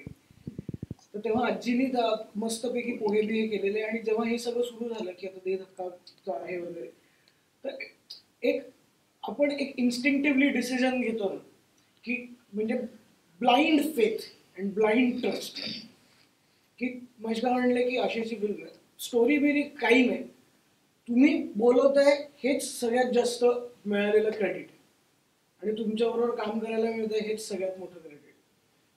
सो ही दे धक्का मिळणं हाच एक सुखद धक्का इज फॉर मी. नाही, मी पण माझ्या आयुष्यात असे खूप धक्के आहेत इंटरेस्टिंगली. कारण एकांकिका स्पर्धा करताना मला लोच्या झाडारे नावाचं नाटक मिळालं होतं, ज्या नाटकाने माझं म्हणजे असं असतं ना की आमचा करिअर कसा आहे की बाबा एकांकी इंटर कॉलेजिएट, मग एखादं नाटक, मग टेलिव्हिजन, मग मराठी सिनेमा आणि मग तुमची आणखी प्रोसेस सुरू होते. तसं माझं होतं की एकांकिका स्पर्धा करतानाच व्यावसायिक नाटक मिळालं होतं ज्याचं नाव होतं लोच्या झाडारे, केदार सरांचं. त्यांनी एक मला नाव दिलं. तर मी नेहमी म्हणतो की माझं नाटकातलं जे काही करिअर टर्निंग पॉईंट आहे ते लोच्या झाडारे आहे. आणि सिनेमातला जिथे पुढची प्रोसेस होती त्यात अनडाऊटेडली दे धक्का तोच खरा माझा आयुष्यातला टर्निंग पॉईंट आहे. त्यांनी मला एवढं सगळं दिलं होतं. त्यामुळे दे धक्का हा माझ्या आयुष्यातला खऱ्या अर्थाने फिल्मी टर्निंग पॉईंट आहे. छोटे मोठे रोल करणारा सिद्धार्थ जाधव डायरेक्ट महेश सरांमुळे, दे धक्कामुळे त्या एका बरोबर असा एक प्रॉमिनंट रोलमध्ये बसतो ना. आणि दे धक्कामुळे आणखीन एक गोष्ट मला कळली ती मला महेश मांजरेकर सरांनी खांद्यावर हात ठेवून ऑडियन्सच्या साक्षीने सांगितली होती. म्हणजे आत्ताच मकरंद सरांनी ज्या सीनचा उल्लेख केला की सर मला कान पडवतात आणि मी रडतो वगैरे, तो सीन जेन्युइनली त्या कोणी ना ग्लिसरीन घेतलं होतं ना काय, ते फील करूनच ते सगळं झालं होतं. पण प्रभात थिएटरला आता ते किबे थिएटर आहे पुण्याचं, हाऊसफुल शो. आणि तो सिक्वेन्स आला, आम्ही सगळे थिएटर व्हिजिट करत होतो कारण महाराष्ट्रभर हाऊसफुल होता. आणि महेश सरांबरोबर मी फिरायचो, मी त्यांच्यावर ते चालता बोलतं युनिव्हर्सिटी आहे, तुम्ही त्यांनी फिरलं की तुम्हाला गोष्टी कळतात. तर त्या सीनला ते मला घेऊन गेले आणि ना ते प्रभात थिएटरला ना असे ते स्लायडिंग डोर आहे, तो असा लिफ्टला कसा असतो तसा, आणि त्याच्या पुढे पडदा आहे. ते पडद्याच्या मागे उभे राहिले आणि त्यांनी मला हे सांगितलं की बघ, तुझ्या विनोद करत होतास ना तो लोक हसत होती, पण तुला काहीतरी झालंय ना त्याच्या लोकांना फील होतंय, तिथे ते हसत नाही. तर हे तू डेव्हलप करू शकतो. विनोदाचा प्लस पॉईंट आहे जो तू करस, पण त्याच्या बरोबरीने तू असंही काम करू शकतोस की ते आणखी तुला अप्रिसिएशन मिळेल. आणि एक कम्प्लीट ऍक्टर म्हणजे विनोदी कलाकार हा कम्प्लीट ऍक्टर असतो, त्याचं स्पेशलायझेशन विनोद असतं, पण तो बाकीचे शेड्स आणू शकत नाही का, तर तो अनुभवाने आणू शकतो. पण मी ज्या स्टेजला होतो माझ्या करिअरच्या, तिथं पहिल्याच वेळेला इमॅजिन करा महेश मांजरेकर सरांसारखा ग्रेट डिरेक्टर तुला जेव्हा ऍक्टर म्हणून काही गोष्टी सांगतो, आणि ते माझ्यासाठी कमाल होतं. आणि मग त्यांनी शिवाजीराजे भोसले बोलतोय, लालबाग परळ जे माझ्या आयुष्यातलं आत्तापर्यंत सर्वोत्कृष्ट काम असं मला वाटतं, ते तशी कामं करत होतो म्हणून मला पारद म्हणा किंवा धुरळामध्ये काहीतरी वेगळा, किंवा आता तमाशा लाईव्हमध्ये परत वेगळा काहीतरी. तर मला वाटतं तिथून खऱ्या अर्थाने सिनेमात सिद्धार्थ जाधवला विनोदा बरोबरीने काहीतरी यूज करूया, हे कुठेतरी महेश सरांनी म्हणजे ठेवलं होतं की मार्केटमध्ये घ्या बघा हे प्रोडक्ट असं पण बघू शकता. सो दे धक्का हा माझ्या आयुष्यातला खूप मोठा टर्निंग पॉईंट आहे. मी 94 साली मुंबईत आलो. मी या क्षेत्रात यायचं असं काही ठरवलं नव्हतं, कारण मी मराठवाड्याच्या ग्रामीण भागात आहे. तर मी 2 डिग्र्या एकत्र केल्या होत्या, BSc आणि बॅचलर ऑफ ड्रामॅटिक्स अशा. तर BSc झाल्यानंतर मी मध्यमवर्गीय कुटुंबातला असल्यामुळे स्वाभाविक हा आता MSc करणार, काहीतरी अजून समजा PhD करणार आणि कुठेतरी प्राध्यापक मास्तर म्हणून असं डोक्यातलं. पण 94ला मी नाट्य दर्पणची एक एकांकिका स्पर्धा केली आणि त्याच्या अंतिम फेरीत आमची निवड झाली होती. आणि अंतिम फेरीत मला सर्वोत्कृष्ट अभिनयाचं पहिलं बक्षीस मिळालं. आणि सुदैवाने ती एकांकिका नाना पाटेकरांनी पाहिली आणि बक्षीस वितरणाच्या वेळी त्यांनी मला पर्टिक्युलर सांगितलं की तू थांब, मला बोलायचं आहे.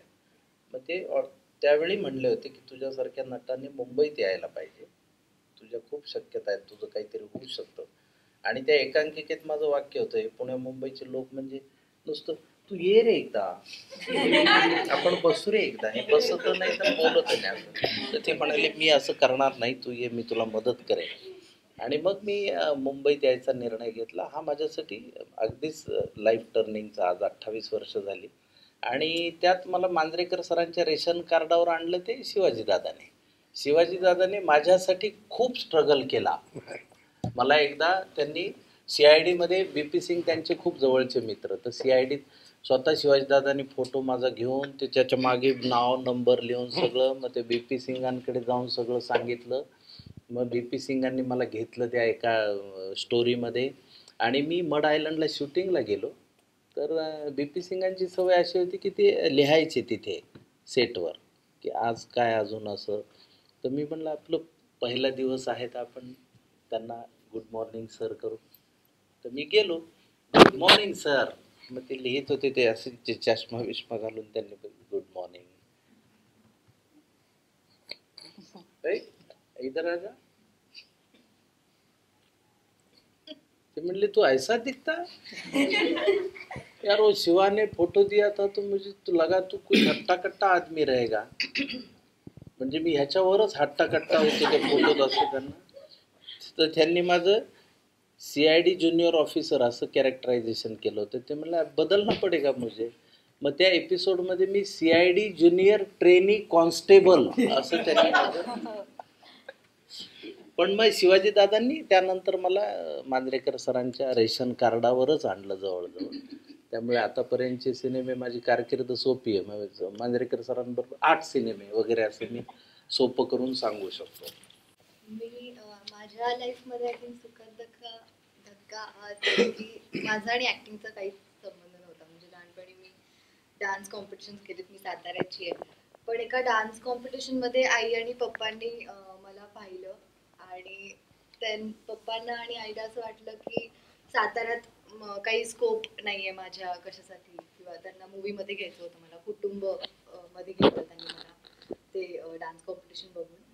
सो तेव्हा त्यांनी मला कॉन्टॅक्ट केलं, मी इथे आले. कुटुंबाचं शूट करत असताना त्यांनी माझ्या मम्मी पप्पांना विचारलं की तिचं साताऱ्यात एवढं काही स्कोप नाही आहे, तर तिला आम्ही ठेवलं तर चालेल का, कारण मे बी त्यांना माझ्यात काहीतरी दिसलं असेल.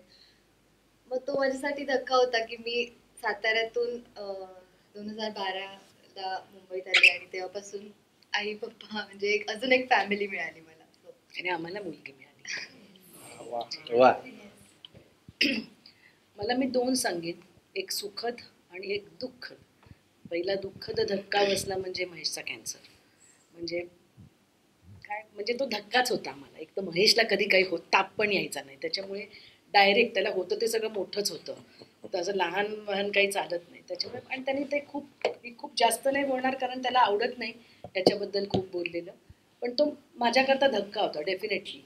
पण त्याने तो इतका सुंदर हँडल केलं त्याचा कॅन्सर की म्हणजे त्यांनी त्या कॅन्सरला पण हरवलं लिटरली. आणि दुसरा धक्का मला मिळाला तो खरंच मोठा धक्का होता. मला जेव्हा महेशनी आणि नानांनी बोलावलं, जेव्हा नटसम्राटचं शूटिंग सुरू झालं होतं आणि मला सांगितलं तू सरकार करतेयस, तेव्हा मला म्हणजे तो होता मोठाच धक्का होता. कारण मी अजून पण स्वतःला ॲक्ट्रेस समजत नाही. मी बाय डिफॉल्ट आणि by Mahesh, because of Mahesh मी म्हणजे ॲक्ट्रेस झाले. नाही तर मी अजून पण स्वतःला मी काय ॲक्ट्रेस वगैरे मी कधीच, म्हणजे मला ते लिहितात ना तिकडे ह्याच्यामध्ये प्रोफेशन काय, तर मी कधीच ॲक्ट्रेस लिहिताना माझे हात असे होतात तिकडे. मला अजून मी हाऊसवाईफच लिहू शकते. तिने जेवढी कामं केली खूप गोड कामं सुपर हिट आहे. झाली नाही म्हणजे महेश होता त्यांनी करून घेतली, तुम्हाला सगळ्यांनाच माहिती आहे, त्यांनी करून घेतली माझ्याकडनं. त्याच्यामुळे हे 2 धक्के होते मला. पण मेघा मॅम, हा प्रश्न माझा होताच तुम्हाला.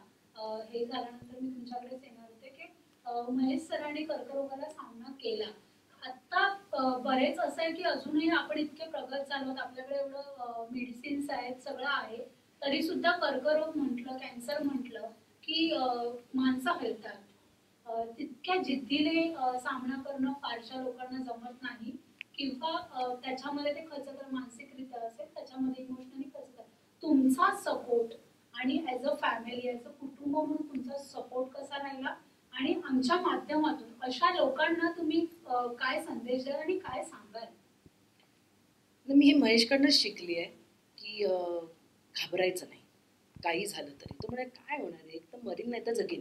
मी इतक्या लाईटली त्यांनी हे सांगितलं, घाबरून काय होणार आहे, आपण फाईट करू. आणि त्यावेळेला सगळे एकत्र आले. मी 24 तास लिटरली 24 तास मी बरोबर होतो.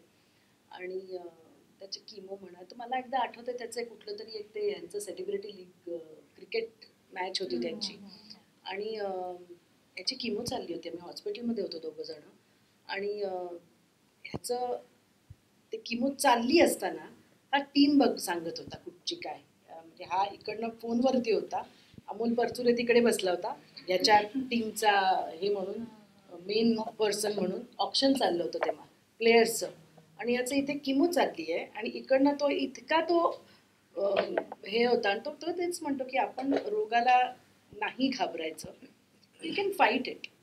आणि जे नाही आहे, मला नेहमी वाटतं की जे नाही आहे त्याच्यापेक्षा, त्याच्यात रडत बसण्यापेक्षा जे आहे ना आपल्याकडे आत्ता टुडे, तो लेट अस एन्जॉय दॅट. त्याच्यामुळे त्याच्या फिलॉसॉफीवरच आम्ही ते फाईट केलं, आणि तो तसा होता ना, म्हणूनच हे फाईट करू शकतो. म्हणजे ही खरं तर प्रेरणा आहे सगळ्यांसाठी. हा तुमचं सहज जरी मेधाताईंनी सांगितलं असेल तरी हे इन्स्पिरेशन आहे सगळ्या पेशंटसाठी की अत्यंत नॉर्मली. कारण मी पण जेव्हा फोन केला होता महेशदांना तब्येतीसाठी, तेव्हा आपला स्वर नकळत एक भरलेला असतो की कसं वाटतंय तुम्हाला.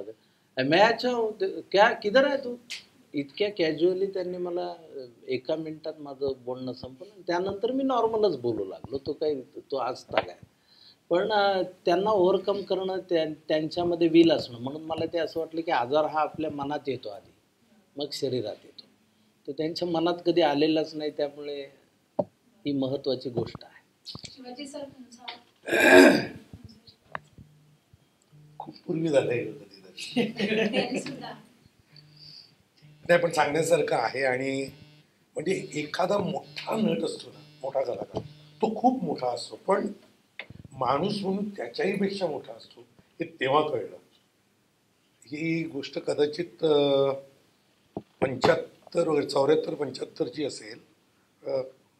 मी इंटरबँक आणि गणेश उत्सवात आमच्या कॉलनीतनं काम करायचो. तर एकदा बाळ दुरी आला होता आमच्याकडे. बाळ माझ्या बहिणीच्या शेजारीच राहायचा तो लालबागला.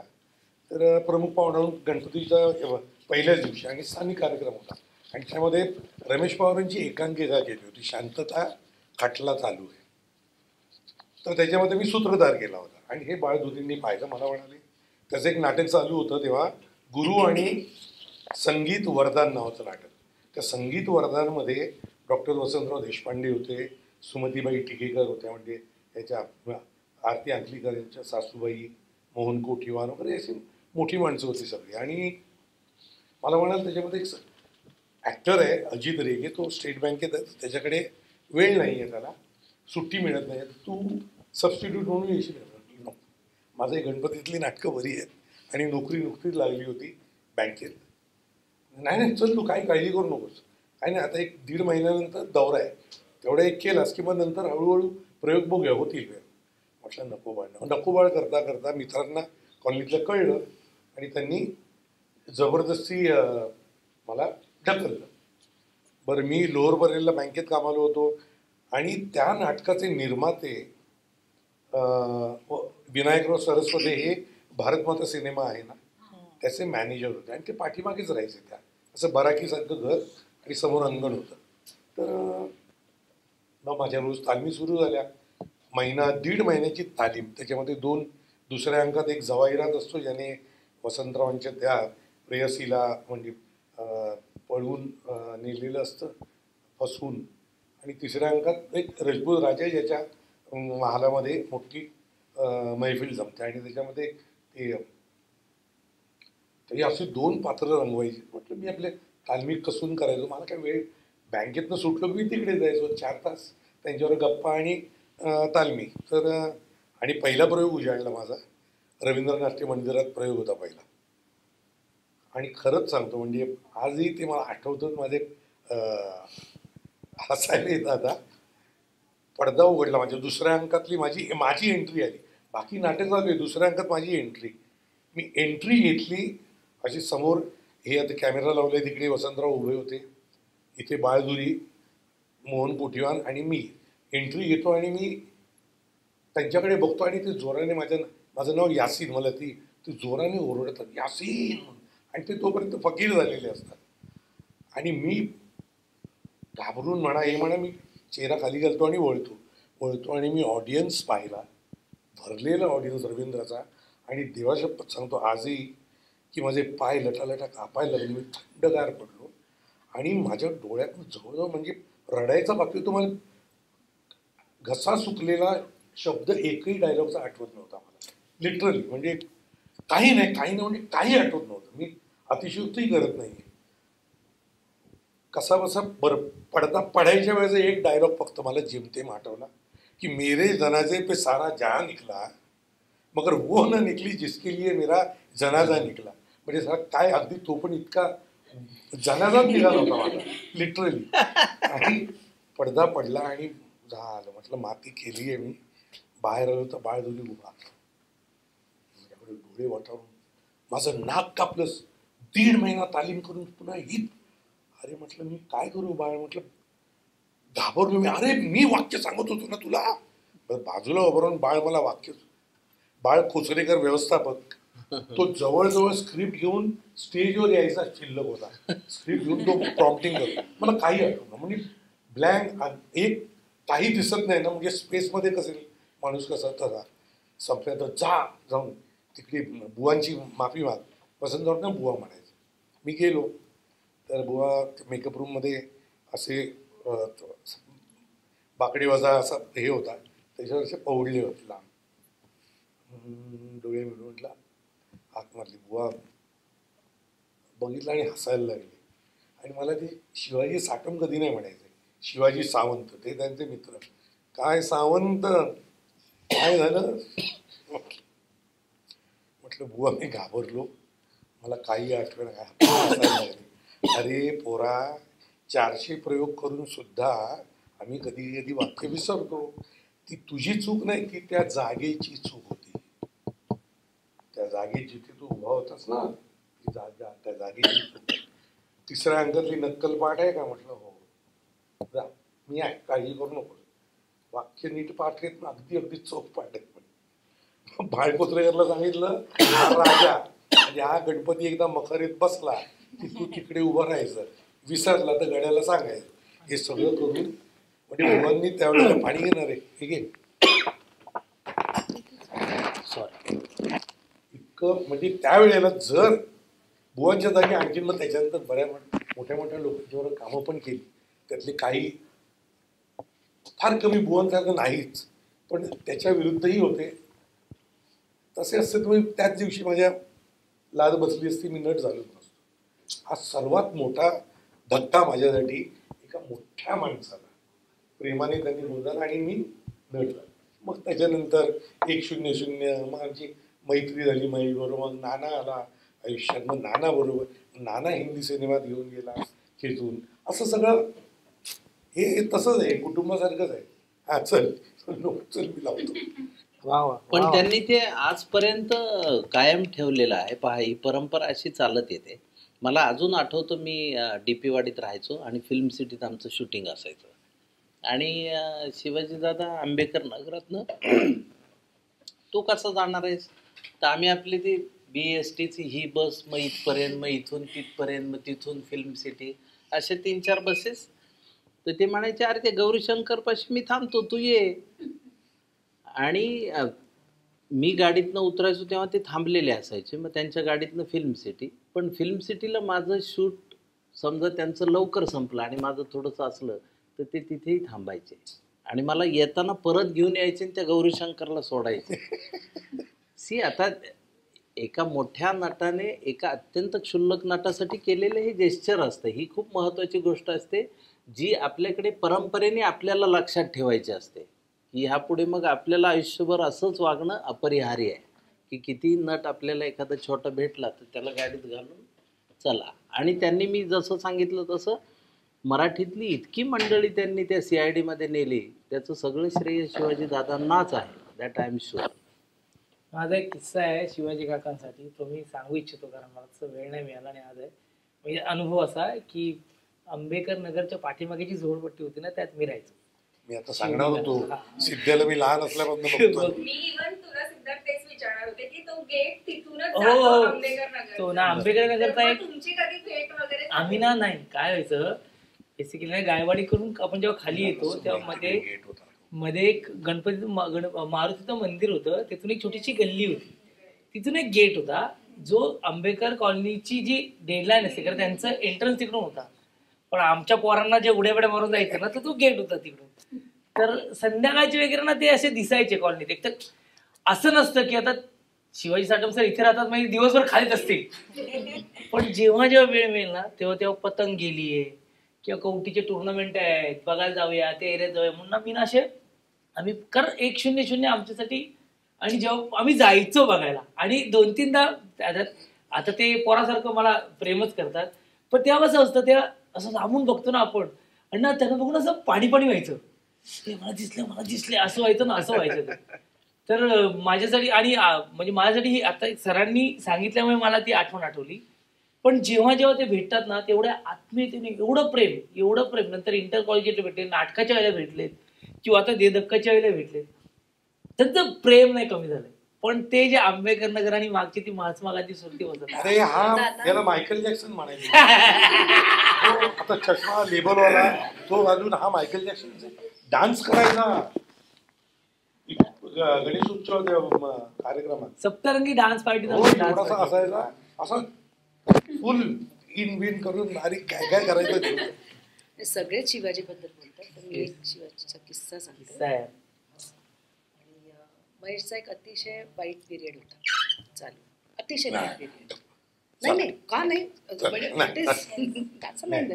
अतिशय एक वाईट तरी सुद्धा अतिशय म्हणजे एक अतिशय वाईट पिरियड होता महेशचा एक मधला. एक महेशचा ऑफिसमध्ये घरीच ऑफिस होता आणि बसला होता आणि अभि म्हणजे याचा मुलगा आला तेव्हा आणि एनवलप देऊन गेला तिथे.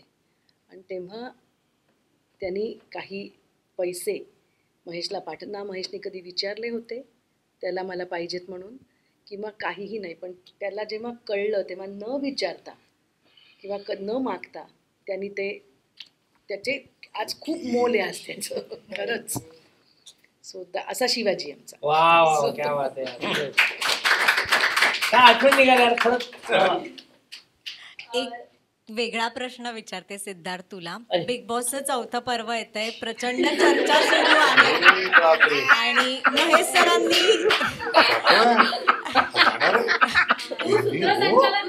सरांनी अजूनपर्यंत कोणतंच पोस्ट म्हणजे जे कलर्सने टाकलंय ते रिपोस्ट केलं नाहीये, तर तू सूत्रसंचालन करणार आहेस का आणि तुला बिग बॉसच्या घरात जायला आवडेल का? कारण गेल्या वर्षी आम्ही तुला पाहिलंय तू होस्ट केलेलास विकेंडचा डाव, तर याबद्दल मला म्हणाले त्या दिवशी बिग बॉस मध्ये सिद्ध्याला विचारते एंट्रीचं असं ते मला म्हणाले, कोणाला जर तुला सुचवायचं असेल तर सिद्ध्याशी बोलायचं, म्हणून मी त्याला त्या दिवशी विचारलं. बर 5 ऑगस्टला दे धक्का येतो, तो संपूर्ण महाराष्ट्र गावा अशी इच्छा आहे.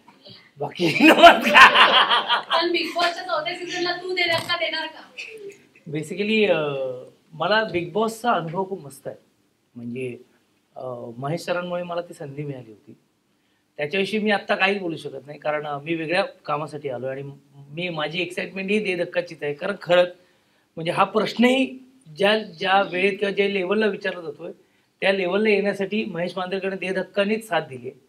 कुठेतरी ते एक मला स्टँड दिलाय, म्हणून कदाचित कोणतरी कुठल्या तरी कार्यक्रमासाठी माझा विचार करत असेल, एक छान कार्यक्रमासाठी विचार करत असेल, पण आता दे धक्का येतोय सो त्याची एक्साइटमेंट आहे. आणि बिग बॉस हा कार्यक्रम मी हिंदी बिग बॉससाठी मला एकदा विचार करतो, पण मला असं वाटतं की मला खतरो के खिलाडी, नच बलिये, झलक दिखत असे असतात ना, असे शोज रियालिटी शो करायला जास्त आवडते.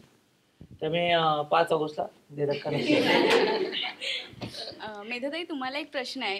दे धक्काच्या शूटिंगच्या दरम्यान लंडनमध्ये शॉपिंगचा एक किस्सा घडला होता, तो नेमका काय तो आम्हाला नक्की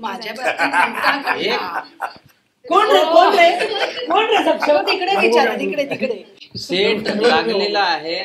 सकाळी अत्यंत पहिले सिद्धूला एक फार छान सवय, त्याच्या एक संस्काराचा भाग की पहिला तो आल्या आल्या दिग्दर्शकांच्या वगैरे सगळ्यांच्या पाया मग ते महेश झाला हा आणि शॉट लागलेला आहे आणि अरे सिद्ध्या तर सिद्ध्याच नाही.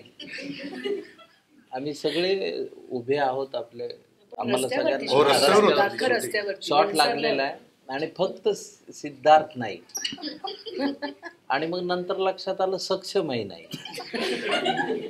मग तिकडे पळापळ, शॉट लागलेला आहे, सगळं रेडी आहे, सगळं रेडी आहे. सिद्धार्थला फोन लागत नाहीये. अरे हे काय झालं असं. मग नंतर शोध, मग तो आमचा एक राजू राणे नावाचा मित्र आहे, तो मग शोधून त्या स्ट्रीटवर एका मॉलमध्ये गेला शॉपिंगच्या ह्याच्यात आणि खाली बेसमेंटला सिद्धार्थ जाधव, अरे ये कैसा दिखेगा वगैरे असं त्याचा. आणि हा त्याचा प्रेक्षक हंटर, हा पण तिथे सिद्धू दादा हे चांगलं आहे वगैरे सगळं झालं. मग ते राजू राणेंनी सांगितल्यानंतर ते पटकन आले बॅगा घेऊन 2 पळत. आणि नंतर जसं जवळ आला सिद्धार्थ आणि त्याला मांजरेकर दिसले, हातातल्या बॅग सोडून तो पळत पुढे आला. आल्यानंतर फोटो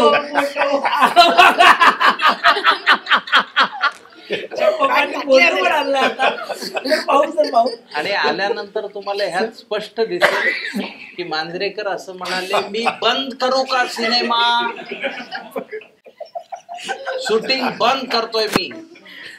मग तेव्हापासून सिद्धार्थने कधीही खरेदी केली नाही. एक मिनिट मी सांगतो की हा नॉर्मल किस्सा आहे, पण हा म्हणजे जवळजवळ याला गोल्डन प्लेअर लागायचा. मला इतक्या ठिकाणी विचारलं तर मी आज ते शूजच दाखवायला आले. कॉस्को कंपनीचे एक शूज आहे, जे कमाल शूज आहेत. आणि मला मुळात काय आलेलं, आम्ही शूटिंग करतो स्ट्रीटवर, तर तिकडे ना खूप छान शॉपिंगसाठी, आणि महेश सरांना माहिती आहे कुठे ब्रँडेड किंवा काय चांगले टिकाऊ, तर त्यांनी आम्हाला एक मॉल सांगितलं TK Maxx. तिकडे जगभरात ते ब्रँड्स मिळतात आणि मला गॉगल आणि शूजचं खूप जरा वेळ आहे, तर मी तिकडून ते शूज उचलत होतो आणि मी एक शूज हेरून ठेवलेले. बरं, आम्ही जिथे त्याच दिवशी तिला 10 पाऊंड मिळालं ना, त्याच्या आधी मला हे पाऊंड मिळालं असेल, तर आम्हाला वेळ होता. तर महेश सर पण तिकडे वाट बघत होते, कारण सगळे येणार होते. मी सक्षम ते शूज बघितले, इथेच आहे ते TK Maxx, बाजूला जायची पण इथेच आहे, कारण ते खूप ठिकाणी, ते आउटलेट खूप ठिकाणी आहेत, इथेच आहे. आवडतं नको नसेल तू चल. आणि बेसमेंटला गेलो आणि मी हे शूज घेतले, कारण मला हेच घ्यायचे होते, मला जास्त करायचं होतं. आणि तिथे मला आणखीन एक शूज आवडले, तर मी ते ट्राय करतो. हा बोलतो चल ना जाऊया ना, आणि फोन करेल ना, राजू दादाला सांगितलं, राजू दादा सर आले की सांग आम्ही येतो. तर तिथे बेसमेंटला फोन नाही लागला, तर आम्ही घेतलं, बिलिंग केलं आणि आलो. बरं, मी आलो, आता पिशव्या, तर 2 शूज होते ना, आता पिशव्या, आणि मी रस्त्यातून येतोय आणि मला राजू राणे दिसले. काय सर बडकले वगैरे. आणि आपल्याला म्हणजे मला ती सवय आहे लहानपणापासून, म्हणजे आता माझ्यावर आई चिडली आहे ना, आपल्याला लांबून दिसते ना, मग आपण इथंच रडतो ना, खूप वेळा केलंय तसं. मी ना म्हणा ना, त्या सगळ्या गर्दीतून ना फक्त महेशच दिसले अशी उभी होती. तर मी ना लिटरली ती जी बॅग होती ना, ती रस्त्यात तिथेच टाकली आणि असे पळत गेलो. तर सर मला काही जास्त ओरडले नाही तेव्हा, कारण पण ते सक्षमवर खूप भडकले. म्हणजे असं होतं की मला हे जरा फेकतोय तो. नाही बोलले ह्यालाच. पण आता सक्षम कसा पुढे काय हे गप्रे असं केलं की गप बसणार आहे, त्यामुळे पण बोलले ह्यालाच, मी बंद करेन शूटिंग असं सिद्ध्याच्या तोंडावर ते म्हणाले. दुसऱ्या दिवशी जेव्हा हॉटेलवर आम्ही सगळे निघालो, तेव्हा रस्त्यामध्ये एक TK Maxx होतं. शिवाजी काका, संजय खापरे, सक्षम, गौऱ्या, मकरंद सर सगळे उतरले. ते मॉलमध्ये शॉपिंगला गेले, मी गाडीत बसून. म्हणजे तिकडे तर सांगायला सिद्धू उतरला नाही.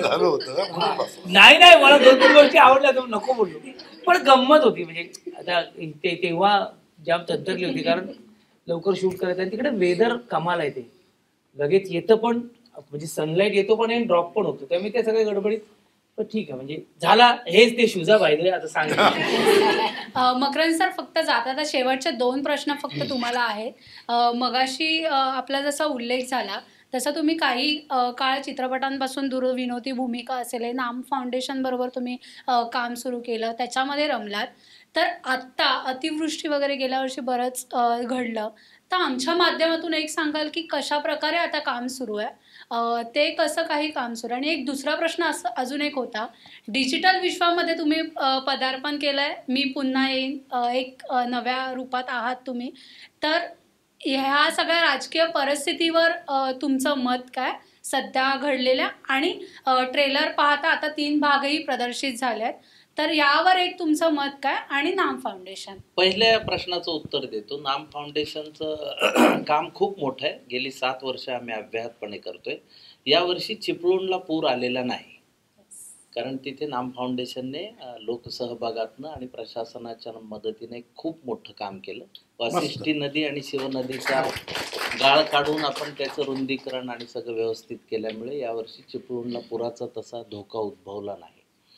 तर ते ॲक्च्युअल असं झालं होतं की मागच्या वर्षी जेव्हा चिपळूणला पूर आला त्यावेळी साखर प्याला आला नाही. जनरली साखर प्याची बाजारपेठ भरते आधी, तर ती भरली का नाही यावर चर्चा झाल्यानंतर तिथे नाम फाउंडेशनने काम केलं. असं जेव्हा कोकणात ते प्रसारित झालं तेव्हा कोकण जल परिषदेने नामला पण आमंत्रित केलं. आणि मग तिथे पाटेकरांचं असं म्हणणं होतं की पूर आल्यानंतर आपण जी मदत करतो त्याला तसा अर्थ नाही, पूरच येऊ नये अशी काही मदत करू शकतो का आपण. म्हणून मग नाम फाउंडेशननी त्यामध्ये सहभाग घ्यायचा आणि 6 महिने जवळपास काम चाललं होतं. आणि आता चिपळूणला पूर परिस्थिती नाही. तर फक्त त्याचं काय की लोकसहभाग, प्रशासनाचा सहभाग असं सगळ्यांनी मिळून ते करायचं असल्यामुळे कधीही त्याचा गाजावाजा केला जात नाही किंवा काही नाही. गेले 7 वर्षात नाम फाउंडेशनने जवळपास 6 TMC इतकं काम महाराष्ट्रभरात केलंय आणि ते ऑल ओव्हर महाराष्ट्रात. फक्त त्यातनं काही मिळवायचं नाहीये, त्याचा गाजावाजा करायचा नाही, एवढी एक भूमिका ठेवून तिथले सगळेजण त्यामध्ये सहभागी होतात. आणि माणसांनी माणसांसाठी चालवलेली माणुसकीची चळवळ असं त्याचं एक साधं स्वरूप आहे. आम्हीच त्यामधले सगळे दोरखंड कापून टाकलेले आहेत. आम्ही त्यासाठी वैयक्तिक बक्षिसं घेणार नाही आणि आम्ही कुठल्याही राजकीय क्षेत्रामध्ये पदार्पण करणार नाही असं क्लिअर होतं. आधी लोकांना वाटत होतं यांचं काहीतरी उद्दिष्ट असेल, जनरली असतं, पण या कालखंडात तसं वाटणं स्वाभाविक पण आहे. पण 7 वर्ष आता आम्ही इतके बाजूला आहोत त्यामुळे लोकांना हे पटलंय की हे काम, आणि ते ऑल ओव्हर महाराष्ट्र चालू आहे हे नामचं एक. आणि यामध्ये आम्ही निमित्त मात्र आहोत, म्हणजे मी स्वतः तर फार अंशतः आहे. याचं काम करणारी मंडळी आमची सगळी नामची वेगळी आहेत आणि त्यांचं ते श्रेय आहे. त्यामुळे ते आम्ही पाटेकर म्हणतात तसं मोहरमातले वाघ आहोत रंगवलेले. आम्ही फक्त प्रसिद्ध असल्यामुळे आम्ही त्या सगळ्याचा इनिशिएटिव्ह घेतो, पण काम करणारी आमची कार्यकर्ता मंडळी खूप स्ट्रॉंग आहेत. हे पहिलं झालं. दुसरं, मी पुन्हा येईन या मालिकेशी तसा माझा संबंध नाही आहे. माझी एक रानबाजार नावाची वेब सिरीज आली ज्यामधल्या माझ्या भूमिकेची चर्चा झाली. मी पुन्हा येईन ही माझ्या मित्राचीच आहे, अरविंद जगतापची सिरीज आहे आणि तो उत्तम लेखक दिग्दर्शक आहे. त्यामध्ये मलाही त्याने घेतलं होतं, पण त्यावेळी नेमकं रानबाजारचंही चित्रीकरण चालू होतं आणि मी एक मुक्काम पोस्ट कोळशेवाडी नावाची एक वेब सिरीज केली, तीही अरविंदनीच लिहिली. त्यामध्ये मी कामही केलं आणि डिरेक्टही केली. तर ती ह्या 2चं काम चालू असल्यामुळे मी पुन्हा येईनमध्ये मी नव्हतो. पण मी पुन्हा येईन आलंय तर अरविंदने ते अरविंद हा हातखंडात असा लेखक आहे, राजकीय मार्मिक आणि उपरोधिक भाष्य करण्यात. आणि तुम्ही त्यातलं ट्रेलर आणि ते सगळं बघितलं तुमच्या लक्षात येईल की ते अगदी तंतोतंत परिस्थितीशी हे करणार आहे. बाकी ह्या सध्याच्या कालखंडावर माझं कसलंही भाष्य नाही आहे, कारण हा कालखंड आपण काय बोलणार. कारण मी कलावंत पडतो, तर कलावंतांनी आपापल्या कलाकृतीतनं त्यावर भाष्य करावं असा एक संकेत आहे आणि तो संकेत पाळणारा मी कलावंत आहे. त्यामुळे मी माझ्या कलाकृतीतनं तुम्हाला जे काही म्हणायचं आहे ते सगळं दिसेल. वैयक्तिक असं काही वेगळं भाष्य करून अलीकडे काय झालंय, कुठल्याही भाष्याचा विपर्यास फार पटकन होतो, आपण सगळीकडे पाहतो ती परिस्थिती. त्यामुळे त्यात न अडकलेलं बरं. पण दे धक्का 2 ह्या बाबतीत मात्र मी असं म्हणेन की जाधव कुटुंबाकडनं महाराष्ट्रातील तमाम कुटुंबांना 5 तारखेपासून एक आवाहन आहे. जवळपासच्या चित्रपटगृहात येऊन जाधव कुटुंबाची लंडनमध्ये झालेली गंमत बघायला नक्की या. हा सिनेमा असा आहे की कुठल्याही नातवानं आजोबाच्या मांडीवर बसून पाहण्यासारखा आहे. त्यामुळे सहकुटुंब सहपरिवार हे आमंत्रण. आणि फक्त जाता आता एवढंच आहे की ते मी पुन्हा मध्ये माझं पदार्पण झालंय. हो. अरे वा. आयुष्यात पहिल्यांदा मी असा हो दिसलो. हो आयुष्यात पहिल्यांदा माझं म्हणजे एका वेगळ्या प्लॅटफॉर्मवर माझी पहिली आयुष्यातली वेबसिरीज आहे. आणि जसं सर म्हणाले, मी थांबलो होतो, सर म्हणाले तसे अरविंद जगताप माझे Yes. प्रचंड आवडते लेखक आहेत. गौतम कोळी निर्माते आहेत. प्लॅनेट मराठीची ती निर्मिती आहे आणि त्यातही सूत्रधार आहे. आणि जे अरविंद जगतापला जे स्टेटमेंट करायची होती, जी मांडायची होती, ती माझ्या तोंडी ती वाक्य आहे. त्यामुळे प्रचंड एक्साइटमेंट आहे माझ्यासाठी. हा डबल बार आहे की 5 ऑगस्टला हे धक्का येतो आणि मला वाटत होतं की वेबसिरीज मध्ये कुठेतरी चांगल्या वेबसिरीजचा भाग व्हावं. तर मी पुन्हा येईन मध्ये मी त्यात माझा कुठेतरी एक हातभार आहे, खूप छान आहे. सो एक्साइटमेंट लेवल चांगली. एक माझे तिचा नेम चुकला. नेम चुकला. ती गोळी अशी त्याला आपण दोघे सेम वाटलो सर. तुम्ही सगळ्यांनी वेळात वेळ काढून लोकसत्ता ऑनलाईनच्या डिजिटल अड्ड्याला भेट दिली त्याबद्दल खूप सारा धन्यवाद आणि चित्रपटासाठी खूप साऱ्या शुभेच्छा. थँक्यू.